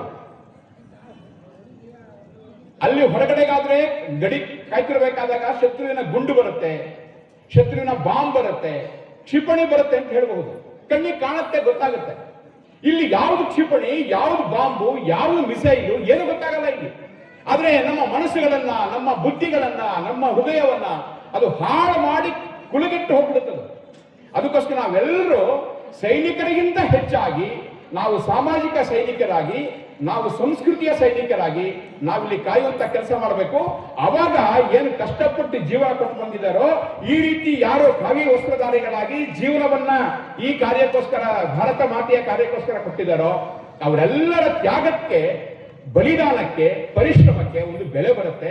ಅದಕ್ಕೋಸ್ಕರ ನಾವೆಲ್ಲರೂ ಸಾಮಾಜಿಕ ಸೈನಿಕರಾಗಬೇಕಾಗಿದೆ. ಅದೇ ಹಿಂದೂ ಸಮ್ಮೇಳನದ ಕರೆಯಾಗಿದೆ. ಇನ್ನು ನಾನು ಆಗ್ಲೇ ಹೇಳಬೇಕಾದಾಗ ಒಂದು ಅಂಶ ಬಿಟ್ಟು ಹೋಗಿ ನಿಂತು ಹೋಗಿತ್ತದು. ನಾನು ಯಾವತ್ತೇ ಆಗಲಿ ಇನ್ನು ಮುಂದೆ ಯಾವುದೇ ದೇವರಿಗೆ ನಮಸ್ಕಾರ ಮಾಡಲಿ, ಅದು ಸಮಾನ ಅಂತ ನಮಸ್ಕಾರ ಮಾಡಬೇಕು. ಯಾವ ದೇವರ ಬಗ್ಗೆ ನಾನು ಕಡಿಮೆ ಜಾಸ್ತಿ ಏನು ಅನ್ಕೋಬೇಡಿ. ನನಗೆ ಹನುಮಪ್ಪ ಬಹಳ ಪ್ರೀತಿ ಇರಬಹುದು, ಆದರೆ ಎಲ್ಲಾ ದೇವರಿಗೆ ನಮಸ್ಕಾರ ಮಾಡಬೇಕಾದಾಗ ಹನುಮಪ್ಪನ ನೆನಪು ಮಾಡ್ಕೋಣ, ಹನುಮಪ್ಪನ ನೆನಪು ಮಾಡ್ಕೊಂಡು ಬೇಡ ಅಂತಿಲ್ಲ. ಆ ರೀತಿ ನಾವು ಬದಲಾಯಿಸ್ಕೋಬೇಕು. ಯಾವುದೇ ಕಾರಣಕ್ಕೂ ಹೊರ ವೇಷದಲ್ಲಿ, ಹೊರ ರೂಪದಲ್ಲಿ ವ್ಯತ್ಯಾಸಗಳಾಗಬಾರ್ದು. ಕೆಲವರಿಗೆ ಶಿವ ಅಂದ್ರೆ ಇಷ್ಟ, ಕೆಲವರಿಗೆ ವಿಷ್ಣು ಅಂದ್ರೆ ಇಷ್ಟ. ಕೆಲವರಿಗೆ ಹೆಸರು ಕೇಳಿದಾಗ, ಶಿವನ ಹೆಸರು ಕೇಳಿದಾಗ ಬಹಳ ಖುಷಿ ಆಗ್ಬಿಡುತ್ತೆ. ಇದು ಬೇಡ. ನಾಮಗಳ ಬಗ್ಗೆ ಮೋಹನೂ ಬೇಡ. ಕೆಲವು ಸರಿ ಹಿಂಗೂ ಇರುತ್ತೆ. ಇಲ್ಲ, ಬಸವಣ್ಣವರು ನಮ್ಮ ಪದ್ಧತಿ ಪರಂಪರೆಗಳಿಗೆ ಬದಲಾವಣೆ ತರಬೇಕು ಅನ್ಕೊಂಡು ಪ್ರಯತ್ನ ಮಾಡಿದ್ರು.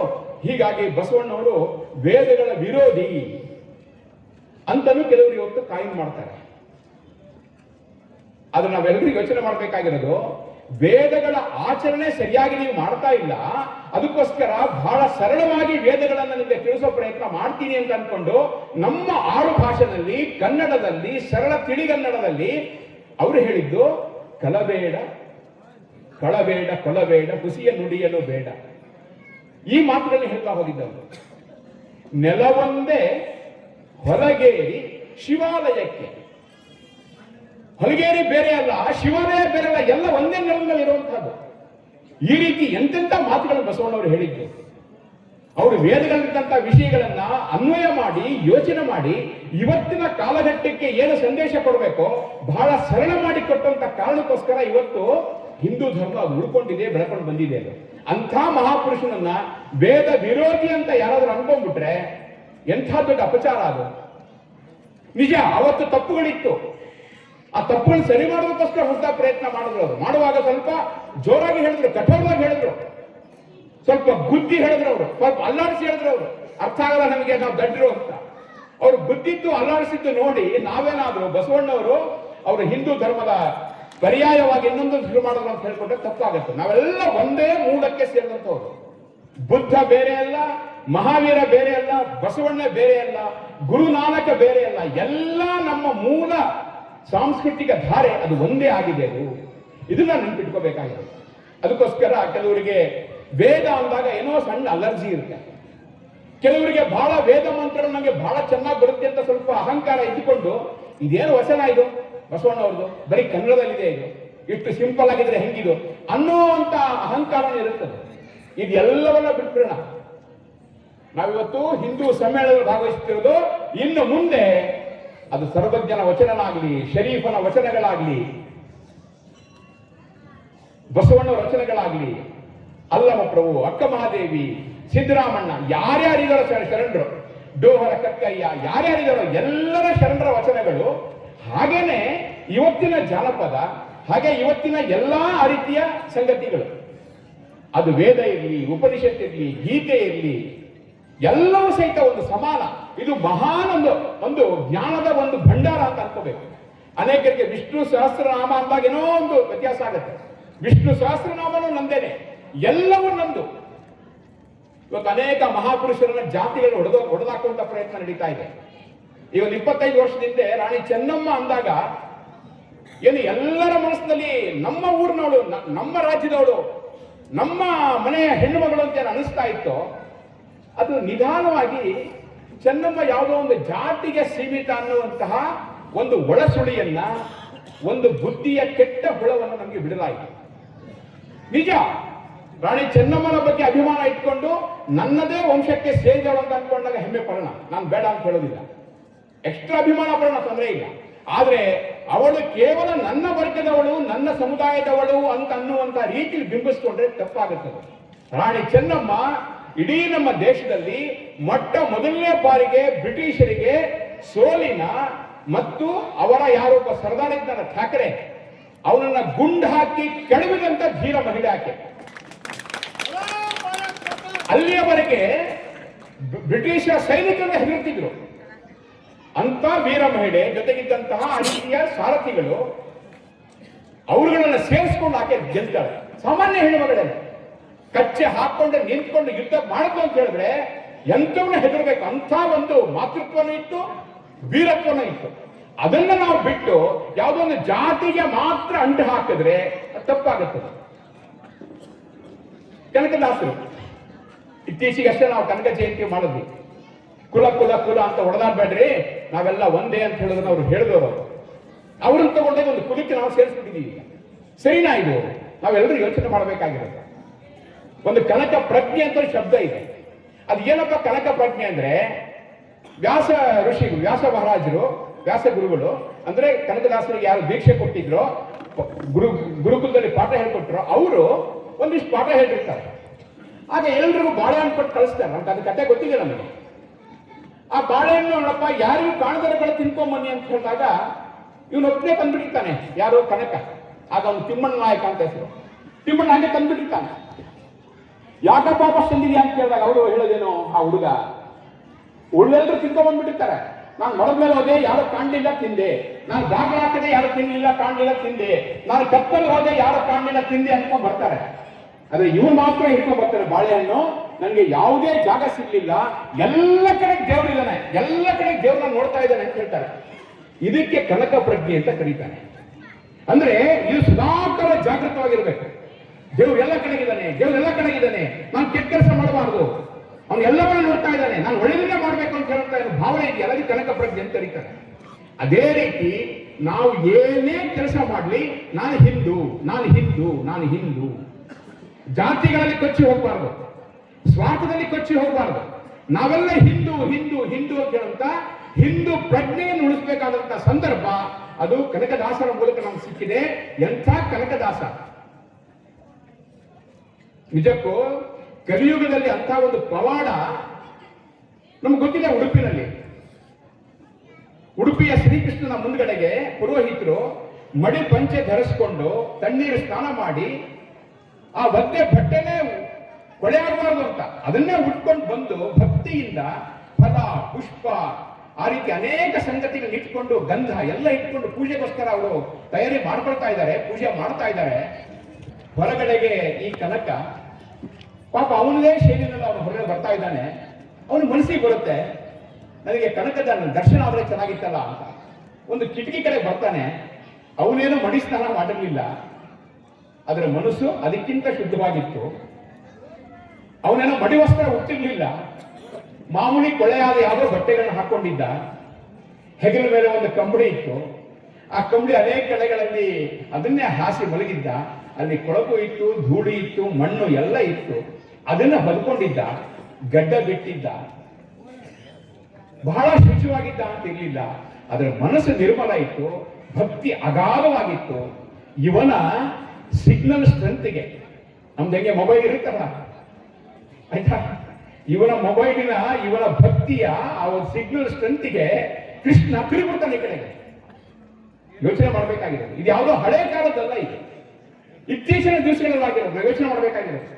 ಅಂಥ ಒಬ್ಬ ಕನಕ, ಆ ಕನಕನ ಪ್ರಜ್ಞೆನ ಇಟ್ಕೊಂಡಿರುವಂಥವ್ರು ನಾವೆಲ್ಲರೂ ಯೋಚನೆ ಮಾಡಬೇಕಾಗಿರೋದು. ಅದೇ ರೀತಿ ಬಾಬಾ ಸಾಹೇಬ್ ಅಂಬೇಡ್ಕರ್ ವಿಷಯನೂ ಉಲ್ಲೇಖ ಮಾಡಿದ್ರು. ಅಂಬೇಡ್ಕರ್ ನಮಗೇನಾದ್ರೂ ಸಂವಿಧಾನ ಬರೆದು ಕೊಟ್ಟಿರ್ಲಿಲ್ಲ ಅಂತ ಹೇಳಿದ್ರೆ ಇನ್ಯಾವುದೋ ವ್ಯಕ್ತಿ ನಮಗೆ ಬರೆಯೋ ಪ್ರಯತ್ನ ಮಾಡಿದ್ರು ಅಂತ ಇಟ್ಕೊಳ್ಳಿ. ಅದರಲ್ಲಿ ಇನ್ನೂ ಅನೇಕ ಲೋಪಗಳು, ದೋಷಗಳು, ವೈಯಕ್ತಿಕ ಏನೋ ಹಿತಾಸಕ್ತಿಗಳು ಸೇರ್ಕೊಳ್ಳೋ ಸಾಧ್ಯತೆ ಇತ್ತು. ಒಬ್ಬ ಋಷಿಯಾಗಿ, ಒಬ್ಬ ಸಂಪೂರ್ಣ ನಿಸ್ವಾರ್ಥಿಯಾಗಿ, ಯಾವುದೇ ಏನು ಭೇದ ಭಾವ ಇಟ್ಟಿದ್ದೇನೆ ಆ ರೀತಿಯ ಸಂವಿಧಾನ ಬರೆದಂತ ಮಹಾಪುರುಷ ಅದು ಅಂಬೇಡ್ಕರ್ ಅವರು. ಆ ರೀತಿ ಅಂಬೇಡ್ಕರ್ ಅವರನ್ನ ನಾವು ತಗೊಂಡು ಹೋಗಿ ನಾವು ಯಾವುದೋ ಒಂದು ವರ್ಗಕ್ಕೆ ಅಂಟು ಹಾಕ್ಬಿಟ್ರೆ ಮತ್ತು ಆ ವರ್ಗಕ್ಕೆ ಸೇರಿದ್ರೆ ಹೆಮ್ಮೆ ಪಡಲಿ. ಅಂಬೇಡ್ಕರ್ ನನ್ನ ಸಮುದಾಯದವ್ರಿಗೆ ಹೆಮ್ಮೆ ಪಡಲಿ, ತಪ್ಪಿಲ್ಲ. ಆದ್ರೆ ಕೇವಲ ನಂದೇ ಕಾಂಟ್ರಾಕ್ಟ್ ಅಂಬೇಡ್ಕರ್ ಅವ್ರನ್ನ ಪೂಜೆ ಮಾಡೋದು, ಅಂಬೇಡ್ಕರ್ಗೆ ಹಾರ ಹಾಕೋದು ಅಂತ ತಪ್ಪಿಸ್ಬಿಟ್ರೆ, ಇಡೀ ದೇಶದ ಜನ ಪೂಜೆ ಮಾಡೋದು ತಪ್ಪಿಸ್ಬಿಟ್ರೆ ಎಂತ ಅನ್ಯಾಯ ಆಗುತ್ತೆ ಅದು ಇವತ್ತು ನಡೀತಾ ಇರುವಂಥದ್ದು. ಅದಕ್ಕೋಸ್ಕರ ಅಂಬೇಡ್ಕರ್ ಅನುಯಾಯಿಗಳು ಅಂತ ಯಾರು ಅನ್ಕೊಂಡಿದ್ದಾರೋ ಅವರು ಈ ರೀತಿಯ ಸಂತರನ್ನ, ಉಳಿದಂತ ಸಮಾಜದ ಪ್ರಮುಖರನ್ನ ಕರೆದು ಇಡೀ ದೇಶದ ಒಬ್ಬ ರಾಷ್ಟ್ರ ಪುರುಷ ಅಂಬೇಡ್ಕರ್, ಅದನ್ನ ತೋರಿಸೋದಕ್ಕೋಸ್ಕರ ಪ್ರಯತ್ನ ಮಾಡಬೇಕಾಗಿದೆ. ಹೀಗೆ ನಮ್ಮ ಮಹಾಪುರುಷರನ್ನು ಏನು ಒಡೆದು ಹಾಕುವಂತಹ ಏನೊಂದು ಜಾತಿಗಳಲ್ಲಿ ಒಡೆದಾಕೋದಿದೆಯೋ ಇದನ್ನ ಪೂರ್ಣ ತಿರಸ್ಕಾರ ಮಾಡಬೇಕಾಗಿದೆ. ನಮ್ಮೆಲ್ಲರ ಮನಸ್ಸಿನಲ್ಲಿ ಇರಬೇಕಾದೇನು, ಈ ರೀತಿ ನಮ್ಮ ಹಿಂದೂ ಧರ್ಮದಲ್ಲಿ ಅಥವಾ ಭಾರತೀಯ ಸಂಸ್ಕೃತಿಯಲ್ಲಿ ಭಾರತ ಮಾತೆಗೆ ಲಕ್ಷಾಂತರ ಜನ ಆ ರೀತಿಯ ಪುಣ್ಯ ಪುರುಷರು ಹುಟ್ಟಿ ಹೋಗಿದ್ದಾರೆ, ಮಹಾಪುರುಷರು ಹುಟ್ಟಿ ಹೋಗಿದ್ದಾರೆ. ಆ ಎಲ್ಲ ಮಹಾಪುರುಷರು ಸಹಿತ ಇದೇ ಭೂಮಿಯಲ್ಲಿ ಹುಟ್ಟಿ ಬೆಳೆದಂತಹವರು. ಅವರ DNA ನಮ್ಮ DNA ಎಲ್ಲ ಒಂದೇ. ಅವರ ರಕ್ತ ನಮ್ಮಲ್ಲಿ ಎಲ್ಲರಲ್ಲಿ ಹರಿತಾ ಇದೆ. ಆ ಎಲ್ಲರ ಪ್ರಯತ್ನಗಳು ಸೈಂಟಿಸ್ಟ್ ಚೆಕ್ ಮಾಡಿ ನೋಡಿದ್ರೆ DNA ಬೇರೆ ಇದೆಯಾ ಅಂತ, ಎಲ್ಲ ಒಂದೇ ಇದೆ. ಹೀಗಾಗಿ ಯಾವುದೇ ಕಾರಣಕ್ಕೂ ಆ ಮಹಾಪುರುಷರು ಬೇರೆ ಅಲ್ಲ, ನಾವು ಬೇರೆ ಅಲ್ಲ. ಈ ರೀತಿ ಲೆಕ್ಕಕ್ಕೆ ಸಿಗದೇ ಇರುವಷ್ಟು ಮಹಾಪುರುಷರ ಒಂದು ಜೀವನ, ಒಂದು ದೇಶ ನಮ್ದು ಅಂತ ಅನ್ಕೊಂಡು ನಾವು ಹೆಮ್ಮೆ ಪಡೋಣ. ಆವಾಗ ನಮ್ಮ ಮನಸ್ಸಿಗೆ ಒಂದು ಶಕ್ತಿ ಬರುತ್ತೆ, ಆಗ ನಮಗೊಂದು ಕೆಲಸ ಮಾಡೋದಕ್ಕೆ ಸಾಧ್ಯ ಆಗುತ್ತೆ. ಇವತ್ತು ಇನ್ನೊಂದು ಭಾರತ ಹೊಸದನ್ನ ಸ್ಥಾಪನೆ ಮಾಡಿದೆ. ಅದು ಏನು ಅಂದ್ರೆ, ನಾವು ಮೊಬೈಲ್ ಚಾರ್ಜ್ ಮಾಡ್ತೀವಿ, ಹೌದಾ, ಬ್ಯಾಟರಿ ಡೌನ್ ಆಗಿದೆ ಅಂತ. ಆದ್ರೆ ಜಗತ್ತಿನಲ್ಲಿ ಸ್ಯಾಟಲೈಟ್ಗಳನ್ನ ರೀಫ್ಯೂಯಲಿಂಗ್ ಮಾಡುವಂತಹ, ಸ್ಯಾಟಲೈಟ್ಗಳ ರೀಚಾರ್ಜ್ ಮಾಡುವಂತಹ ಜಗತ್ತಿನ 2ನೇ ದೇಶವಾಗಿ ಭಾರತ ಹೊರಹೊಮ್ಮಿದೆ. ಏನ್ರಿ ವಿಶೇಷ ಅಂತ ಅನಿಸ್ಬೋದು ನಿಮಗೆ? ಇಲ್ಲಿವರೆಗೂ ಸ್ಯಾಟಲೈಟ್ ಹಾರಿಸಿದ್ದಾರೆ. ಸ್ಯಾಟಲೈಟ್ ಹಾರಿಸಿದ ದೇಶಗಳು 14 ದೇಶಗಳು ಹಾರಿಸಿದ್ದಾವೆ. 14 ದೇಶಗಳು, ಸುಮಾರು 198 ದೇಶಗಳಿದ್ದಾವೆ. ಆ 198 ದೇಶಗಳ ಪೈಕಿ 16 ದೇಶಗಳು ಅಂದ್ರೆ 184 ದೇಶಗಳಿಗೆ ಮಾತ್ರ, 82 ದೇಶಗಳಿಗೆ ಮಾತ್ರ ಸ್ಯಾಟಲೈಟ್ ಹಾರಿಸಲು ಗೊತ್ತಿಲ್ಲ ಅವರಿಗೆ. ಇವತ್ತು ಜಗತ್ತಿನಲ್ಲಿ ಚೈನಾ ಒಂದು ಆ ರೀತಿ ರೀಫ್ಯೂಯಲಿಂಗ್ ಪ್ರಯತ್ನ ಮಾಡಿತ್ತು, ಅದು ಸ್ವಲ್ಪ ಮುಂದಿದೆ. ಭಾರತ 2ನೇ ದೇಶವಾಗಿ ಭಾರತಿರುವಂತಹ ಸ್ಯಾಟಲೈಟ್ಗಳನ್ನ, ಸುಮ್ಮನೆ ಸ್ಯಾಟಲೈಟ್ ಅಂದ್ರೆ ಸ್ಯಾಟಲೈಟ್ ಬಹಳ ಬೇಗ ಹೋಗ್ತಾ ಇರುತ್ತೆ. ಎಷ್ಟು ಬೇಗ ಹೋಗ್ತಿರ್ತಪ್ಪ ಅಂತಂದ್ರೆ, ಒಂದು ಕಣ್ಣು ಮುಚ್ಚಿ ಕಣ್ ತೆಗೆಯೋ ಹೊತ್ತಿಗೆ ಅದು ಹತ್ತತ್ರ ನಿಮಗೆ 25-28 ಕಿಲೋಮೀಟರ್ ಸ್ಪೀಡ್ ಹೋಗ್ತಿರ್ತದೆ. ಅಂದ್ರೆ ಇಲ್ಲಿ ಇದ್ದಿದ್ದು ಆಯ್ತಾ, ಇನ್ನು ಸ್ವಲ್ಪ ಬಿಟ್ರೆ ಅದು ಚಿಕ್ಕಡಿ ಹೋಗಿರುತ್ತೆ 1 ಸೆಕೆಂಡ್ಗೆ. ಅಷ್ಟು ವೇಗವಾಗಿ ಸುತ್ತುವಂತ ಸ್ಯಾಟಲೈಟ್ ಅನ್ನ ರೀಚಾರ್ಜ್ ಮಾಡೋದು, ಅದಕ್ಕೆ ರೀಫ್ಯೂಯಲಿಂಗ್ ಮಾಡೋದು ಬಹಳ ಕಷ್ಟ. ಆ ಕೆಲಸವನ್ನ ಇವತ್ತು ಭಾರತ ಮಾಡ್ತಾ ಇದೆ. ಇದು ಹೆಮ್ಮೆ ಪಡಬೇಕಾದಂತ ವಿಷಯ ಇದೆ. ನಾವು ಅದೇ ತಿಳಿದೀವಿ. ಇಲ್ಲಿ ನಮ್ಮ ಶಕ್ತಿ ನಮಗೆ ಗೊತ್ತಿಲ್ಲ, ನಮಗೆ ನಾವು ದಡ್ಡರು ಅನ್ಕೊಂಡ್ಬಿಟ್ಟಿದ್ದೀವಿ. ಅಸಾಧ್ಯ ಶಕ್ತಿ ನಮಗಿದೆ. ಇಲ್ಲಿ ಹೆಣ್ಮಕ್ಳಿದ್ದಾರೆ, ಅನೇಕ ಶಕ್ತಿ ಹೆಣ್ಮಕ್ಳಿಗೆ, ತಾಯಂದಿರಿಗೆ, ವಯಸ್ಸಾದ್ರಿಗೆ ಅನ್ಸುತ್ತೆ, ಬಿಡಪ್ಪ ನನಗೇನ್ ಗೊತ್ತಪ್ಪ, ನಾನು ದಡ್ಡಿಯಪ್ಪ, ನಾನು ಓದಿಲ್ಲಪ್ಪ, ನಂಗೆ ಇಂಗ್ಲಿಷ್ ಬರಲ್ಲಪ್ಪ, ನಾನು ಬಡವರು ಮಗಳಪ್ಪ, ನಮ್ಮನೆ ಗುಡಿಸ್ಲಪ್ಪ ಅಂತ ಕೂತ್ಕೊಂಡ್ಬಿಟ್ಟಿರ್ತಾರೆ. ಅದಲ್ಲ, ಅದು ನಮಗಿರುವಂತಹ ನಮ್ಮ ಸಾಂಪ್ರದಾಯಿಕ ಜ್ಞಾನ ಏನಿದೆಯೋ ಜಗತ್ತಿನ ಬೇರೆ ಯಾವುದೇ ದೇಶದ ವ್ಯಕ್ತಿಗಳಿಗೆ ಇಲ್ಲ. ನಮ್ಮ ದೇಶದೊಬ್ಬ ರೈತನಿಗಿರುವಷ್ಟು ಮಾಹಿತಿಗಳು, ವಿಷಯಗಳು ಜಗತ್ತಲ್ಲಿ ಬೇರೆಯವ್ರಿಗಿಲ್ಲ. ಅದು ನಾವು ಗಟ್ಟರು ಅನ್ಕೊಂಡ್ಬಿಟ್ಟಿದ್ದೀವಿ ನಾವು. ಅದಕ್ಕೋಸ್ಕರ ಯೋಚನೆ ಮಾಡಬೇಕಾಗಿರೋದು, ನಮ್ಮಲ್ಲಿ ಅಗಾಧ ಶಕ್ತಿ ಇದೆ, ನಮ್ಮಲ್ಲಿ ಸಾಂಪ್ರದಾಯಿಕ ಜ್ಞಾನ ಇದೆ, ನಮ್ಮ ತಿಳುವಳಿಕೆ ಇದೆ, ಜೀವನ ಇದೆ. ನಮ್ಮ ಅಡಿಗೆ ಮನೆಯೇ ಬಹಳ ದೊಡ್ಡ ಔಷಧಿಯ ಒಂದು ಔಷಧಾಲಯ ಅದು. ನಮ್ಮ ಊಟ ಅದು ಬಹಳ ದೊಡ್ಡ ಒಂದು ಔಷಧಿ. ಅದು ಇಲ್ಲಿ ಮಾಡುವಂತ ಒಂದು ಉಸಿರಾಟದ ಪ್ರಕ್ರಿಯೆನ ಜಗತ್ತಿನಲ್ಲಿ ಇವತ್ತು ಮಾಡ್ತಾ ಇದ್ದಾರೆ. ಯೋಗ ಇವತ್ತು ಜಗತ್ತಿನಲ್ಲಿ ಗೆದ್ದುಬಿಟ್ಟಿದೆ ಇವತ್ತು. ಈ ರೀತಿ ನಮ್ಮ ನಡುವೆ ಇರುವಂತಹ ಅನೇಕ ಸಂಗತಿಗಳು ನಮಗೆ ಗೊತ್ತಿಲ್ಲ, ಅದ್ರ ಬಗ್ಗೆ ಯೋಚನೆ ಮಾಡಬೇಕಾಗಿದೆ. ಹೀಗೆ ನನಗೆ ಗೊತ್ತಿರುವಂತಹ ಸಂಸ್ಕೃತಿಯನ್ನ, ಮೌಲ್ಯಗಳನ್ನ ನಾವು ಮುಂದಿನ ಪೀಳಿಗೆ ಕಳಿಸಬೇಕಾಗಿದೆ. ಇಲ್ಲಿ ಅನೇಕ ಮಕ್ಕಳಿದ್ದಾರೆ, ಪಾಪ ಅವ್ರನ್ನ ಸುಮ್ಮನೆ ಕೂರಿಸ್ಕೊಳ್ಳೋದು ಕಷ್ಟ. ಇಲ್ಲಿ ಕೂತ್ಕೊಂಡಿದ್ರು, ಪಾಪ ಅವ್ರು ಎದ್ದೋದ್ರು, ಅವರು ತಡ್ಕೊಳಕ್ಕಾಗದಾನೆ. ಆದ್ರೆ ಆ ಪೀಳಿಗೆ ಅದ್ರ ಬಗ್ಗೆ ಯೋಚನೆ ಮಾಡೋದು ಬೇಡವಾ? ಹಿಂದೂ ಸಮ್ಮೇಳನ ಅದಕ್ಕೋಸ್ಕರ ಯೋಚನೆ ಮಾಡಬೇಕಾಗಿದೆ. ನಮ್ಮ ಮುಂದಿನ ಪೀಳಿಗೆ ಹೆಂಗಿರುತ್ತೆ? ನಮ್ಮ ಮಕ್ಕಳಿಗೆ ಹೆಸರಿಟ್ಟಿದ್ದೀವಿ, ಅದೇ ಹೆಸರಿಟ್ಟ ಕೊನೆಯವರೆಗೂ, ಸಾಯೋವರೆಗೆ ನಾವೆಲ್ಲ ಒಳ್ಳೆ ಗುಣ ಕಳಿಸ್ಕೊಟ್ಟಿದ್ದೀವಿ. ಆ ಮಗು ಅದೇ ರೀತಿ ತನ್ನ ಜೀವನದ ಕೊನೆಯವರೆಗೆ 80, 90, 100 ವರ್ಷ ಆಗುವವರೆಗೆ ಅದೇ ರೀತಿ ಬದುಕಿರುತ್ತಾ? ಅದು ಅದಕ್ಕಿಂತ ಒಳ್ಳೇದಾಗುತ್ತೋ ಅದಕ್ಕಿಂತ ಕೆಟ್ಟದಾಗುತ್ತೋ? ಬಹಳ ಸರಿ ಲೆಕ್ಕಕ್ಕೆ ಬಂದ್ಬಿಡುತ್ತೆ ನಮಗೆ. ರೊಕ್ಕ, ಹಣ ಹಣ ಅಂತ ಲೆಕ್ಕಕ್ಕೆ ಬಂದ್ಬಿಡುತ್ತೆ. ಅದಕ್ಕೋಸ್ಕರ ನಾವು ಓಡಿಸೋ ಪ್ರಯತ್ನ ಮಾಡ್ತೀವಿ. ರ್ಯಾಂಕು ಅಂತ ಅವ್ರನ್ನ ಸ್ವಾರ್ಥಿಗಳ ಮಾಡ್ಬಿಡ್ತೀವಿ. ಸ್ವಾರ್ಥಿಗಳನ್ನ ಮಾಡಿ ಹಣದ ಹುಚ್ಚು ತುಂಬಿಸಿ ಸುಖ ಸ್ವಾರ್ಥ ಏನು ಸ್ವಂತಿಕೆ ಇದೆಲ್ಲ ತುಂಬಿಸಿ ಕೊನೆಗೆ ಏನಾಗುತ್ತೆ ನಮಗೆ? ಮಕ್ಕಳು ನೋಡ್ಕೊಳಕ್ಕೂ ಇರಲ್ಲ, ಏನಿರಲ್ಲ. ಅಮೆರಿಕಕ್ಕೆ ಹೋದ್ರು, ಜರ್ಮನ್ಗೆ ಹೋದ್ರು, ಇಂಗ್ಲೆಂಡ್ ಹೋದ್ರು, ಅಲ್ಲಿ ಹೋದ್ರು. ನೀವು ಹುಬ್ಳಿ ಅನೇಕ ಬಡಾವಣೆಗಳಿಗೆ ಹೋಗಿ, ದೊಡ್ಡ ದೊಡ್ಡ ಬಡಾವಣೆಗಳಿಗೆ 70 ವರ್ಷ 80 ವರ್ಷ ಆಗಿರೋ ತಂದೆ ತಾಯಿಗಳಿದ್ದಾರೆ. ಅವರಿಗೆ ಮನೆ ಆಳುಗಳೇ ಮಕ್ಕಳಿಗ. ನೀವು ಸಿರಿಸಿಗೆ ಹೋಗಿ, ನೀವು ಅಲ್ಲಿ 100 ಎಕರೆ ನಿಮಗೆ ಅಡಿಕೆ ತೋಟಗಳಿದೆ, ಮಕ್ಕಳಿಲ್ಲ. ಎಲ್ಲೋದ್ರಪ್ಪ? ಅಮೆರಿಕಕ್ಕೆ ಹೋದ್ರು, ಮತ್ತೆಲ್ಲ ಹೋದ್ರು. ಸಾಫ್ಟ್ವೇರ್ ಒಂದೊಂದು ಕಡೆ ಶಾಪನ ಆಗ್ಬಿಟ್ಟಿದೆ ನಮಗೆ. ಹಳ್ಳಿ ಕಡೆ ಹೆಣ್ಮಕ್ಳು ಮಕ್ಕಳನ್ನ ಅಂದ್ರೆ ತಮ್ಮ ಹೆಣ್ಣು ಮಕ್ಕಳನ್ನ ಮದುವೆ ಕೊಡ್ತಿಲ್ಲ ಮಕ್ಕಳಿಗೆ. ಹಳ್ಳಿಗಳಲ್ಲಿ ಇವತ್ತು ಪುರುಷರು ಬಹಳ ಜನ ನೋಡ್ಕೊಂಡ್ಬಿಟ್ಟಿದ್ದಾರೆ ಮದುವೆ ಆಗಲಿ. ನಾವು ಯೋಚನೆ ಮಾಡಬೇಕಾಗಿರೋದು, ಹಣ ದೊಡ್ಡದೋ ಗುಣ ದೊಡ್ಡದೋ? ಸ್ವಲ್ಪ ಗಮನ ಕೊಡಿ ನೋಡೋಣ. ಹಣ ಶಾಶ್ವತನೋ ಗುಣ ಶಾಶ್ವತನೋ? ನಮ್ಮ ಮನೆಗಳಲ್ಲಿ ನಾವು ಗುಣ ಕಲಿಸ್ಕೊಡ್ಬೇಕಾಗಿದೆಯೋ ಹಣದ ಹಪ್ಪಿತನ ಕಲಿಸ್ಬೇಕಾಗಿದೆಯೋ? ಇವತ್ತು ಭ್ರಷ್ಟಾಚಾರ ಇಷ್ಟು ದೊಡ್ಡ ನಡೀತಿದೆಯಲ್ಲ, ಕಾರಣ ಏನು? ಹಣ ಹಣ ಹಣ ಹಣ ಕೇಂದ್ರಿತ. ಅದಕ್ಕೋಸ್ಕರ ನಾವೆಲ್ಲರೂ ಯೋಚನೆ ಮಾಡಬೇಕಾಗಿರೋದು, ನಮ್ಮ ಯೋಚನೆಗಳನ್ನ ಹಣ ಕೇಂದ್ರಿತ ಬಿಟ್ಟು ಗುಣ ಕೇಂದ್ರಿತ ಮಾಡುವಂತ ಪ್ರಯತ್ನ ಮಾಡೋಣ. ಮಕ್ಕಳನ್ನ ಗುಣವಂತರನ್ನಾಗಿ ಮಾಡೋಣ, ಮಕ್ಕಳನ್ನ ಶಕ್ತಿವಂತರಾಗಿ ಮಾಡೋಣ. ಗುಣ ಸಹಿತ ಹಣ ಬಂದ್ರೆ ಅದನ್ನ ಜೀರ್ಣ ಮಾಡ್ಕೊಳ್ಳೋದಕ್ಕೂ ಶಕ್ತಿ ಇದೆ. ಯಾರಿಗೆ ಗುಣ ರಹಿತ ಹಣ ಬಂದಿದೆಯೋ ಅವನು ಡ್ರಗ್ಸ್, ಡ್ರಿಂಕ್ಸ್, ಡ್ಯಾನ್ಸ್, ಕ್ಲಬ್ ಇಲ್ಲೆಲ್ಲ ಹೋಗೋದು ಹಾಳಾಗ್ತಾನ. ಅದಕ್ಕೋಸ್ಕರ ಮುಂದಿನ ಪೀಳಿಗೆ ಬಗ್ಗೆ ನಾವೆಲ್ಲರೂ ಯೋಚನೆ ಮಾಡಬೇಕಾಗಿದೆ. ನಮ್ಮ ಎಲ್ಲರ ಮನೆಗಳಲ್ಲಿ ಮುಂದಿನ ಪೀಳಿಗೆಗೆ ನಾವು ಒಳ್ಳೆ ಮೌಲ್ಯಗಳನ್ನ, ಒಳ್ಳೆ ವಿಚಾರಗಳನ್ನ, ಒಳ್ಳೆ ಸಂಸ್ಕೃತಿಯನ್ನ, ಗಟ್ಟಿತನವನ್ನ ಕಲಿಸಿಕೊಡುವಂತ ಕೆಲಸ ಮಾಡಬೇಕಾಗಿದೆ.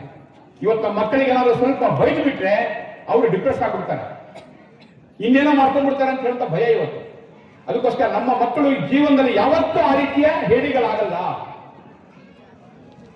ಏನೇ ಕಷ್ಟ ಬರಲಿ, ಎಂಥದೇ ಸಮಸ್ಯೆ ಬರಲಿ, ಎಂಥದೇ ಬೈಗಳು, ಎಂಥದೇ ಸೋಲು, ಎಂಥದೇ ಇಕ್ಕಟ್ಟಿನ ಸಂದರ್ಭ ಬಂದ್ರೂ ನಾವು ಜೀವನ ನಡೆಸ್ತೀವಿ, ನಾವು ಗೆದ್ದು ಬರ್ತೀವಿ ಅಂತ ಹೇಳುವಂತ ಮಾನಸಿಕತೆಯನ್ನು ನಮ್ಮ ಮಕ್ಕಳಲ್ಲಿ ಬೆಳೆಸಬೇಕಾಗಿದೆ, ನಮ್ಮಲ್ಲೂ ಮೂಡಿಸ್ಕೋಬೇಕಾಗಿದೆ. ಆ ದೃಷ್ಟಿಯಿಂದ ನಾವೆಲ್ಲರೂ ಯೋಚನೆ ಮಾಡಬೇಕು ಅಂತ ಅನ್ಕೊಳ್ತಾ, ಇಲ್ಲೇ ಪಕ್ಕದಲ್ಲೇ ಬಹಳ ಒಳ್ಳೆ ರೀತಿಯ ಒಂದು ಕಾಡು ನಮಗಿದೆ. ಸರ್ಕಾರ ಕೊಟ್ಟಿರುವಂತಹ ಸರ್ಕಾರಿ ಕಾಡಿದೆ. ಈ ಕಾಡಿನ ಮಧ್ಯದಲ್ಲಿ ವಾಸ ಮಾಡ್ತಿದೀವಿ. ಅದಕ್ಕೋಸ್ಕರ ನಾವು ಯೋಚನೆ ಮಾಡಬೇಕಾಗಿರೋದು, ಕಾಡಿನ ಪಕ್ಕದಲ್ಲಿರೋ ಕಾರಣಕ್ಕೋಸ್ಕರ ಬಹಳ ಒಳ್ಳೆ ಹವೆ, ಬಹಳ ಒಳ್ಳೆ ರೀತಿಯ ಆಮ್ಲಜನಕ ಇದೆಲ್ಲವೂ ನಮ್ಗೆ ಸಿಗ್ತಾ ಇದೆ. ಇದ್ರ ಜೊತೆಗೆ ನಮ್ಮ ಮನೆ ಸುತ್ತಮುತ್ತಲೂ ನಾವು ಆ ರೀತಿಯ ಹಸಿರನ್ನ ಜಾಸ್ತಿ ಮಾಡುವಂತ ಪ್ರಯತ್ನ ಮಾಡೋಣ. ಪ್ಲಾಸ್ಟಿಕ್ ಬಳಕೆಯನ್ನ ಕಡಿಮೆ ಮಾಡುವಂತ ಪ್ರಯತ್ನ ಮಾಡೋಣ. ನಿಲ್ಲಿಸಿದ್ರೆ ಬಹಳ ಒಳ್ಳೆಯದು. ಎಷ್ಟು ಸಾಧ್ಯ ಅಷ್ಟು ಕಡಿಮೆ ಮಾಡ್ಕೋಣ. ಮತ್ತೆ ಪ್ಲಾಸ್ಟಿಕ್ ಅನ್ನ ಪುನರುಪಯೋಗ ಮಾಡಿ ಅದನ್ನ ಬೀದಿಗೆ ಎಸೆಯೋದು, ಅದನ್ನ ವಾಪಸ್ಸು ಭೂಮಾತೆಗೆ, ಭಾರತ ಮಾತೆಯ ಗರ್ಭಕ್ಕೆ ಅದನ್ನ ಹಾಕೋದು, ಅದನ್ನ ಬಿಡುವಂತ ಕೆಲಸ ಮಾಡೋಣ. ನೀರನ್ನು ಉಳಿಸುವಂತ ಪ್ರಯತ್ನ ಮಾಡೋಣ. ಪಕ್ಕದಲ್ಲೇ ನದಿಗಳು ಹರಿತಾ ಇದೆ, ಆದ್ರೆ ನೀರನ್ನು ಉಳಿಸುವಂತ ಪ್ರಯತ್ನ ಮಾಡಿ. ಈ 3 ಪ್ರಯತ್ನಗಳ ಮೂಲಕ ನಾವು ಜೋಡಿಸಬೇಕಾಗಿದೆ. ಇನ್ನೊಂದು ಅಂಶ ನಾವೆಲ್ಲರೂ ಯೋಚನೆ ಮಾಡಬೇಕಾಗಿರೋದು ನಮ್ಮ ಸಾಮಾಜಿಕ ಸಾಮರಸ್ಯದ ಬಗ್ಗೆ, ಅದು ಜಾತಿ ಭೇದ ಭಾವಗಳ ಬಗ್ಗೆ ಯೋಚನೆ ಮಾಡಬೇಕಾಗಿದೆ. ಈಗ ಸಮಯ ಹೆಚ್ಚಾಗಿರೋದ್ರಿಂದ ನಾನು ಆಗಲೇ ದೇವರ ಬಗ್ಗೆ ಮಾತ್ರ ಉಲ್ಲೇಖ ಮಾಡಿದೆ. ನಮ್ಮ ಸಮಾಜದಿಂದ ಅಸ್ಪೃಶ್ಯತೆ ಯಾವತ್ತು ನಾಶ ಆಗುತ್ತೆ, ಇದು ನಾವೆಲ್ಲರೂ ಪ್ರಶ್ನೆ ಹಾಕೋಬೇಕಾಗಿರೋದು. ಪ್ರತಿಯೊಬ್ಬ ಹಿಂದೂ ಪ್ರಶ್ನೆ ಹಾಕಬೇಕಾಗಿರೋದು. ಪರಮ ಪೂಜ್ಯ ಸ್ವಾಮೀಜಿಗಳು ಯೋಚನೆ ಮಾಡಬೇಕಾಗಿರೋದು, ಈ 4 ಜನ ಪರಮ ಪೂಜ್ಯರು ಮಾತ್ರ ಅಲ್ಲ, ಇನ್ನು ಅನೇಕ ಸ್ವಾಮಿಗಳ ಪರಿಚಯ ಇರ್ತಾರೆ, ಅವ್ರಿಗೂ ಪ್ರಶ್ನೆ ಕೇಳಬೇಕಾಗಿರೋದು. ಸ್ವಾಮೀಜಿ, ಅಸ್ಪೃಶ್ಯತೆ ಇದು ದೈವ ನಿಂದನೆ, ಇದು ದೇವ ವಿರೋಧಿ, ಇದು ದೇವರಿಗೆ ಮಾಡುವಂತ ನಾವು ಅನ್ಯಾಯ. ಇದು ದೇವರು ಸೃಷ್ಟಿ ಮಾಡಿರೋದು, ಎಲ್ಲ ಮನುಷ್ಯರು ಒಂದೇ ಅಂತ ಸೃಷ್ಟಿ ಮಾಡಿರೋದು. ಅಕಸ್ಮಾತ್ ನಮ್ಮ ಕಾಲು ಯಾರಿಗಾದ್ರು ತಗಲಿದ್ರೆ ಫಸ್ಟ್ ನಮಸ್ಕಾರ ಮಾಡ್ಬಿಡ್ತೀವಿ ನಾವು, ಯಾಕೆಂದ್ರೆ ಅವರಲ್ಲಿ ದೇವರಿದ್ದಾರೆ ಅಂತ. ಆ ರೀತಿ ಮನಸ್ಸಲ್ಲಿ ಇಟ್ಕೊಂಡಿರೋರು ಯಾರೋ ಒಬ್ಬನ ಮುಟ್ಕೊಂಡ್ರೆ ಕೊಳೆ ಆಗುತ್ತೆ ಅಂತ ಅನ್ಕೊಳ್ಳೋದಾದ್ರೆ ಆ ಕೊಳೆ ಅಲ್ಲೆಲ್ಲೂ ಇಲ್ಲ, ನನ್ನ ಮನಸ್ಸಲ್ಲಿದೆ ಅಂತ. ಅದಕ್ಕೋಸ್ಕರ ನಾವೆಲ್ಲರೂ ಯೋಚನೆ ಮಾಡಬೇಕಾಗಿರೋದು, ಆ ಭಗವಂತ ಎಲ್ಲರನ್ನು ಸೃಷ್ಟಿ ಮಾಡೋದು ಸಮಾನವಾಗಿ ಮಾಡಿದವನು. ನಾನು ಯಾರನ್ನು ಮುಟ್ಕೋಬೇಕು, ಮುಟ್ಕೋಬಾರ್ದು, ನಮ್ಮ ಮನೆಗೆ ಸೇರಿಸ್ಕೋಬೇಕು, ಸೇರಿಸ್ಕೋಬಾರ್ದು, ಇದೆಲ್ಲವನ್ನ ಬಿಟ್ಬಿಡೋಣ. ನಾವು ನಮ್ಮ ಮನೆ ಒಳಗಡೆ ಎಲ್ಲರಿಗೂ ಸ್ವಾಗತ ಮಾಡೋಣ. ಒಂದು ನಾಯಿ ಬರುತ್ತೆ, ಒಂದು ಬೆಕ್ಕು ಬರುತ್ತೆ, ಒಬ್ಬ ತಥಾಕಥಿತ ರೀತಿಯ ದೂರ ಇರುವಂತಹ ವ್ಯಕ್ತಿ ಬಂದ್ರೆ ಏನ್ ತಪ್ಪಾಗುತ್ತೆ? ಅವ್ನು ಸರಿ ಮಾಡ್ಬೇಕಂತ ಕೆಲಸ ನಮ್ದು. ಅಕಸ್ಮಾತ್ ಅವ್ನು ಕೊಳಕೆ ಇರ್ಬೋದು, ಅಂದ್ರೆ ಸ್ನಾನ ಮಾಡದೇ ಇರ್ಬೋದು, ಸ್ನಾನ ಮಾಡಿಸೋಣ. ಅವನೇನ್ ತಪ್ಪು ಮಾಡಿರೋ ತಿದ್ದುವಂತ ಕೆಲಸ ಮಾಡೋಣ, ತಾಯಿ ಆಗುವಂತ ಕೆಲಸ ಮಾಡೋಣ. ಆ ರೀತಿ ಇವತ್ತು ನಾವು ಅಸ್ಪೃಶ್ಯತೆಯನ್ನು ಅಳಿಸಾಕುವಂತ ಪ್ರಯತ್ನ ಮಾಡೋಣ. ಪೂರ್ಣ ಮನಸ್ಸಿನಲ್ಲಿ ನಾವೆಲ್ಲರೂ ಸಹಿತ ಇವ ನಮ್ಮವ, ಇವ ನಮ್ಮವ, ಇವ ನಮ್ಮವ ಎಂದೆಣಿಸಿರಯ್ಯ. ಇವ ನಮ್ಮ ಮನೆಯ ಮಗನೆಂದೆಣಿಸಿರಯ್ಯ ಅಂತ ಏನು ಬಸವಣ್ಣ ಹೇಳಿದಾರೋ ಅದನ್ನ ಜಾರಿಗೆ ತರುವಂತ ಪ್ರಯತ್ನ ಮಾಡಿ ಎಲ್ಲರನ್ನೂ ಸೇರಿಸ್ಕೊಂಡು ನೋಡಿ. ಇವತ್ತು ಅನೇಕ ಉಲ್ಲೇಖ ಮಾಡಿದ್ರು ಈ ಹಿಂದೂ ಸಮ್ಮೇಳನಕ್ಕೆ ಇನ್ನು ಬೇರೆ ಪಕ್ಷದ ವ್ಯಕ್ತಿಗಳು ಬರ್ಬೋದಾಗಿತ್ತು. ಯಾಕೆ ಬರ್ಲಿಲ್ಲ? ಅವರಿಗೆ ಏನೋ ಅಲರ್ಜಿ ಶುರು ಆಗ್ಬಿಟ್ಟಿದೆ. ಅವರಿಗೆ ರಾಮ ಅಂದ್ರೆ ನಾನು ಹುಟ್ಟಿಲ್ಲ ಅಂದೇನೋ ಕತೆ ರಾಮ ಅಂತ ಅಂದ್ಕೊಂಡ್ಬಿಟ್ಟಿದ್ದಾರೆ ಅವರು. ನಾವು ನಿಧಾನ ಬುದ್ಧಿ ಕಲ್ಸೋಣ ಅವರಿಗೆ, ಆಯ್ತಾ? ಇಲ್ಲಿಗೆ ಬಂದ್ರೆ ಉಳಿತಾರೆ. ಯಾಕಂದ್ರೆ ಹಿಂದುತ್ವ ಇದು ಬಹಳ ವರ್ಷಗಳಿಂದ, ಲಕ್ಷಾಂತರ ವರ್ಷಗಳಿಂದ ಬಂದಿರೋದಿಲ್ಲ. ಯಾವನೋ ಒಬ್ಬ ಏನೋ ಹಿಂದುತ್ವ ವಿರೋಧ ಮಾಡಕೊಟ್ರೆ ನಡೆಯಲ್ಲ ಆಯ್ತು. ಅದಕ್ಕೋಸ್ಕರ ನಾವು ಸ್ವಾಗತ ಮಾಡ್ತೀವಿ. ಅಣ್ಣ ನೀನು ಬಾರಪ್ಪ, ನೀನು ಹಿಂದೂನೇ, ಎಲ್ಲ ಸೇರ್ಕೊಂಡು ಮಾಡಬೇಕಾಗಿರೋದು. ನೀನು ಎಲ್ಲಿವರೆಗೂ ಇಲ್ಲಿ ಬರಲ್ವೋ ಅಲ್ಲಿವರೆಗೂ ಒಂದು ಪಾರ್ಟಿ ಬ್ರ್ಯಾಂಡ್ ಆಗ್ಬಿಡುತ್ತೆ ಹಿಂದುತ್ವ ಅಂತ ಅವರಿಗೆ ಹೇಳಬೇಕಾಗಿದೆ ನಾವು. ಅದಕ್ಕೋಸ್ಕರ ನಾವೆಲ್ಲರೂ ಯೋಚನೆ ಮಾಡಬೇಕಾಗಿರೋದು, ಸಮಗ್ರವಾಗಿ ನಾವು ಜೀವನ ನೋಡಬೇಕಾಗಿರೋದು. ಅದಕ್ಕೋಸ್ಕರ ಯಾವುದೇ ದೇವರು, ಯಾವುದೇ ಜಾತಿ, ಯಾವುದೇ ಭಾಷೆ, ಯಾವುದೇ ಪಕ್ಷ ಇದ್ಯಾವುದು ಇಟ್ಕೊಳ್ಳದೆ ನಾವೆಲ್ಲರೂ ಜೀವನ ಮಾಡೋದನ್ನ ಅಭ್ಯಾಸ ಮಾಡಬೇಕಾಗಿದೆ. ಅದಕ್ಕೋಸ್ಕರ ಇವತ್ತು ಹಿಂದೂ ಸಮ್ಮೇಳನ ಇರುವಂತಹದ್ದು. ಆ ರೀತಿಯ ನಾವು ಎಲ್ಲ ಮಹಾಪುರುಷರನ್ನ ನಮ್ಮ ಮನಸ್ಸಲ್ಲಿ ಇಟ್ಕೊಂಡು ನಾವು ಒಟ್ಟಿಗೆ ಹೊರಟಿವೆ ಅಂತ ಹೇಳಿದ್ರೆ ನಮ್ಮನ್ನು ತಡೆಯೋದಕ್ಕೆ ಯಾರ ಕೈಗೂ ಸಾಧ್ಯ ಇಲ್ಲ. ಅಂತಹ ಶಕ್ತಿ, ಸಾಮರ್ಥ್ಯ ಹಿಂದೂ ಸಮಾಜಕ್ಕಿದೆ, ಭಾರತೀಯರಿಗಿದೆ. ನಾವೆಲ್ಲ ಸೇರ್ಕೊಂಡು ಮುಂದಕ್ಕೆ ಹೋಗ್ಬೇಕಾಗಿದೆ. ಇನ್ನು ಕೇವಲ 25 ವರ್ಷ ಮಾತ್ರ ನಮಗೆ ಅವಕಾಶ ಇದೆ. ಇವತ್ತು ಜಗತ್ತಿನಲ್ಲಿ ಅತ್ಯಂತ ಹೆಚ್ಚಿನ ಯುವಕರ ಸಂಖ್ಯೆ ಇರುವಂತಹದ್ದು, ಯಂಗ್ ಪಾಪ್ಯುಲೇಷನ್ ಇರುವಂತಹ ಇಡೀ ಜಗತ್ತಿನಲ್ಲಿ. ಅದಕ್ಕೆ ಡೆಮೋಗ್ರಫಿಕ್ ಒಂದು ಡಿವಿಡೆಂಡ್ ಅಂತ ಕರೀತಾರೆ. ಅಂದ್ರೇನು? ಒಂದು ಜನಸಂಖ್ಯೆಯ ಒಂದು ಉಪಯೋಗ, ಜನಸಂಖ್ಯೆಯ ಒಂದು ಭಂಡಾರ ನಮ್ಮ ಕೈಲಿದೆ. ಇದೆ ಜನಸಂಖ್ಯೆ ಭಂಡಾರ ಏನು? ಇಡೀ ಜಗತ್ತಿನ ಅನೇಕ ದೇಶಗಳು ವಯಸ್ಸಾಗ್ಬಿಟ್ಟಿದೆ. ಅವಕ್ಕೆ ಜಪಾನ್ ವಯಸ್ಸಾಯ್ತು, ಚೈನಾ ವಯಸ್ಸಾಯ್ತು, ವಯಸ್ಸಾಗಿರೋದು. ಇನ್ನು ಅನೇಕ ದೇಶಗಳಿಗೆ ಸಣ್ಣ ಮಕ್ಕಳಿದ್ದಾರೆ. ಅವರು ಇನ್ನು ಯಂಗ್ ಪಾಪ್ಯುಲೇಷನ್ 65% ಇರುವಂತದ್ದು ಭಾರತಕ್ಕೆ ಮಾತ್ರ. ಈ ಪದವಿ ಎಷ್ಟು ದಿನ ಇರುತ್ತಿದೋ, ಈ ಪದವಿ ನಮಗೆ 25 ವರ್ಷ ಮಾತ್ರ ಇರುತ್ತೆ. 2050ಕ್ಕೆ ನಾವು ಸಹಿತ ನಿಧಾನ ವಯಸ್ಸಾಗ್ತಾ ಆಗ್ತಾ ಇನ್ನೊಂದು ದೇಶ ಮುಂದೆ ಬಂದ್ಬಿಡುತ್ತೆ. ಈಗ ಇಡೀ ಜಗತ್ತನ್ನು ಹೋಗ್ತಾ ಇದೆ. ನಮಗೆಲ್ಲರಿಗೂ ಅವಕಾಶ ಇದೆ. ನಮ್ಗಂತ ಬುದ್ಧಿವಂತಿಕೆ, ಸಾಮರ್ಥ್ಯ ಇದೆ ಅಂತ ನಾವು ಪ್ರೂವ್ ಮಾಡಿದ್ದೀವಿ. ಆಪರೇಷನ್ ಸಿಂಧೂರ್ನಲ್ಲಿ ಕೇವಲ 80 ಗಂಟೆಗಳಲ್ಲಿ ಅವರಿಗೆ ಏನು ಪಾಠ ಕಲಿಸಬೇಕು, ಜೀವನ ಪೂರ್ತಿ ನಮ್ಮ ಸೈನಿಕರು, ನಮ್ಮ ವಿಜ್ಞಾನಿಗಳು ಪಾಠ ಕಲಿಸಿ ಬಂದ್ಬಿಟ್ಟಿದ್ದಾರೆ. ಮತ್ತೆ ಮರೆಯಂಗಿಲ್ಲ ಅವರು. ಅಮೆರಿಕನ ಮರೆಯಂಗಿಲ್ಲ. ಅಮೆರಿಕ ಹೋಗಿ ಪರಮಾಣು ಶಸ್ತ್ರಾಸ್ತ್ರಗಳನ್ನ ಆ ಖಾನ್ ಬೇಸ್ ಅಂತ ಒಂದಿದೆ, ಒಂದು ಇದಿದೆ, ಒಂದು ಅವರ ಒಂದು ಡಿಫೆನ್ಸ್ ಇದಿದೆ, ಬೇಸ್ ಇದೆ, ಆಯ್ತಾ? ಅದರ ಪಕ್ಕದಲ್ಲೇ ಒಂದು ಗುಡ್ಡದಲ್ಲಿ ಅಮೆರಿಕ ತನ್ನ ಅಣ್ವಸ್ತ್ರಗಳನ್ನ ಇಟ್ಟಿತ್ತು. ನಮ್ಮ ವಿಜ್ಞಾನಿಗಳು, ಸೈನಿಕರು ಅದನ್ನ ಸರಿಯಾಗಿ ಗುರುತು ಹಾಕಿ ಹೇಗೆ ಬಾಂಬಿಂಗ್ ಮಾಡಿದ್ದಾರೆ, ಕ್ಷಿಪಣಿ ಮಾಡಿದ್ದಾರೆ ಬ್ರಹ್ಮೋಸ್ ಅಂದ್ರೆ ಅಲ್ಲಿ ಒಳಗಡೆಗೂ ಯಾರೋ ಹೋಗೋಂಗಿಲ್ಲ, ಅಲ್ಲಿ ಮುಟ್ಟೋಂಗಿಲ್ಲ. ಮುಟ್ಟಿದ್ರೆ ಆಯ್ತು ಇಡೀ ದೇಶದ ಅಲ್ಲಿ ಆ ಅಣ್ವಸ್ತ್ರಗಳು ಸ್ಫೋಟ ಆಗ್ಬಿಡ್ತಾರೆ. ಅಮೆರಿಕನ ಒಳಗಡೆ ಹೋಗಂಗಿಲ್ಲ, ಪಾಕಿಸ್ತಾನ ಮುಟ್ಟೋಂಗಿಲ್ಲ, ಏನು ಮಾಡೋಂಗಿಲ್ಲ. ಅಣ್ವಸ್ತ್ರ ಇದೆ, ಅದು ಬೆಂಕಿಯಾಗಿದೆ. ಇದನ್ನು ಮಾಡೋರು ಯಾರು? ನಮ್ಮ ಭಾರತೀಯ ವಿಜ್ಞಾನಿಗಳು, ಭಾರತೀಯ ಸೈನಿಕರು ಮತ್ತು ಭಾರತೀಯ ಆತರ ಏರ್ಫೋರ್ಸ್ ಮಾಡುವಂತ ಕೆಲಸ ಇದೆ. ಇಂಥ ಪೆಟ್ರೋಲ್ ಕೊಟ್ಬಿಟ್ಟಿದೀವಿ ನಾವು. ಜಗತ್ತಿಗೆ ಗೊತ್ತಿದೆ ನಮ್ಗೆ ಏನು ಅವೇನು ಅಂತ. ಅಂಥ ಶಕ್ತಿ ಇರುವಂತ ವ್ಯಕ್ತಿಗಳು ಜಗತ್ ಕಾಯ್ತಾ ಇದೆ. ನೀವು ಬರ್ರಪ್ಪ, ನೀವು ಬರ್ರಿ, ಒಳ್ಳೆಯವರು ನೀವು ಗುಂಡಾಗಿರಿ ಮಾಡಲ್ಲ, ನೀವು ಭಯೋತ್ಪಾದನೆ ಮಾಡಲ್ಲ, ನೀವು ಕನ್ವರ್ಷನ್ ಮಾಡಲ್ಲ, ನೀವು ಯಾರಿಗೂ ಭಾರ ಆಗಲ್ಲ. ನೀವು ಭಾರತೀಯರು ಬಂದ್ರೆ ನಾವು ಉದ್ಧಾರ ಆಗ್ತೀವಿ. ಅಲ್ಲಿ ವಿದ್ಯೆ ಬೆಳೆಯುತ್ತೆ, ಹಣ ಬೆಳೆಯುತ್ತೆ, ಲಕ್ಷ್ಮಿ, ಸರಸ್ವತಿ, ಶಕ್ತಿ, ದುರ್ಗೆ ಎಲ್ಲ ಬರ್ತಾರೆ. ಅದಕ್ಕೋಸ್ಕರ ನಮ್ಮ ದೇಶಕ್ಕೆ ಬನ್ನಿ ಅಂತ ಕೆಂಪು ಕಾರ್ಪೆಟ್ ಹಾಕಿ ಭಾರತೀಯರನ್ನ ಸ್ವಾಗತ ಮಾಡ್ತಿರ್ಬೇಕಾದ್ರೆ ನಾವಿನ್ನು ನಮ್ಮಲ್ಲೇ ಕೂತ್ಕೊಂಡು ಆ ಜಾತಿ ಈ ಜಾತಿ ಅದು ಇದು ಕೊಳತನ್ನು ನೆನಪು ಮಾಡ್ಕೊಂಡು ಕೂತ್ಕೊಂಡು ನಮ್ಮ ಭವಿಷ್ಯನ ಹಾಳು ಮಾಡ್ಕೊಂಡ್ರೆ ನಮ್ಮನ್ನ ದೇವರು ಕ್ಷಮಿಸಲ್ಲ.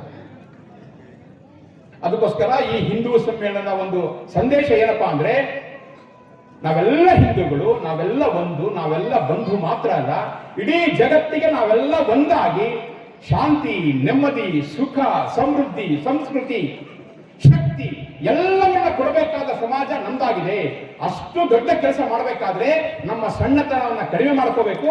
ನಾವು ನಮ್ಮ ಮನೆಗಳಲ್ಲಿ, ನಮ್ಮ ಸಂಸಾರ ಹೊರಗಡೆ ವಲಯದಲ್ಲಿ, ವೃತ್ತಿ ಕ್ಷೇತ್ರದಲ್ಲಿ ಉದಾರತೆಯನ್ನ, ದೊಡ್ಡತನವನ್ನ ಮಾಡ್ತಾ ನಮ್ಮ ಮುಂದಿನ ಪೀಳಿಗೆಯನ್ನ ಬೆಳೆಸ್ತಾ ಆ ಸ್ಥಿತಿಗೆ ಹೋಗೋಣ ಅಂತ ಅಪೇಕ್ಷೆ ವ್ಯಕ್ತಪಡಿಸ್ತಾ ತಮಗೆಲ್ಲರಿಗೂ ಸಹಿತ ಈ ಒಂದು ಕಾರ್ಯಕ್ರಮದಲ್ಲಿ ಭಾಗವಹಿಸಿದ ತಮಗೆಲ್ಲರಿಗೂ ಸಮಯ ಕೊಟ್ಟಿದ್ದೀರಿ, ಶಾಂತ ಕೂತ್ಕೊಂಡಿದ್ದೀರಿ ಮತ್ತು ಪರಮಪೂಜ್ಯ ಸ್ವಾಮೀಜಿಗಳು ಸಹಿತ ಸಮಯ ಕೊಟ್ಟಿದ್ದಾರೆ. ನೀವೆಲ್ಲರೂ ಈಗಿನ ಕಾರ್ಯಕ್ರಮಕ್ಕೋಸ್ಕರ ಕಷ್ಟಪಟ್ಟಿದ್ದಕ್ಕೋಸ್ಕರ ತಮಗೆಲ್ಲರೂ ಹೊಂದಿಸ್ತಾ ಮುಂದಿನ ಹಿಂದೂ ಸಮ್ಮೇಳನ ಆಗುವಾಗ ಎಲ್ಲ ಜಾತಿಗಳು ಇಲ್ಲಿ ರೆಪ್ರೆಸೆಂಟ್ ಆಗಬೇಕು, ಪ್ರಮುಖರು ಎಲ್ಲರೂ ಬರಬೇಕು. ಆ ರೀತಿ ಯೋಚನೆ ಮಾಡಿ ಅಂಥ ಒಂದು ಸೌಹಾರ್ದ, ಒಂದು ಸಮರಸದ ಸಾಂಸ್ಕೃತಿಕ ಒಂದು ಆ ರೀತಿಯ ಒಂದು ಸಮುದಾಯ, ಒಂದು ಭಾವನೆ ನಮಗೆಲ್ಲರೂ ಬರೋ ರೀತಿ ಆಗಬೇಕು. ಇನ್ನು ಎರಡನೇದಾಗಿ ಎಲ್ಲ ರಾಜಕೀಯ ಪಕ್ಷಗಳ ಪ್ರಮುಖರು ಸಹಿತ ಇದಕ್ಕೆ ಸೇರ್ಕೊಳ್ಳೋ ರೀತಿ ಆಗಬೇಕು. ಅದಕ್ಕೋಸ್ಕರ ಮಾತುಗಳನ್ನ ಸಂಘದ ಎಲ್ಲ ಹಿರಿಯರ ಮೂಲಕ ನಾನು ಕೇಳಿಸ್ಕೊಂಡಿದ್ದನ್ನ ತಮಗೆ ತಿಳಿಸುವಂತ ಪ್ರಯತ್ನ ಮಾಡಿದ್ದೀನಿ. ತಮಗೆಲ್ಲರಿಗೂ ಹೊಂದಿಸ್ತಾ ನನ್ನ ಮಾತುಗಳನ್ನು ಮುಗಿಸ್ತೀನಿ. ನಮಸ್ಕಾರ.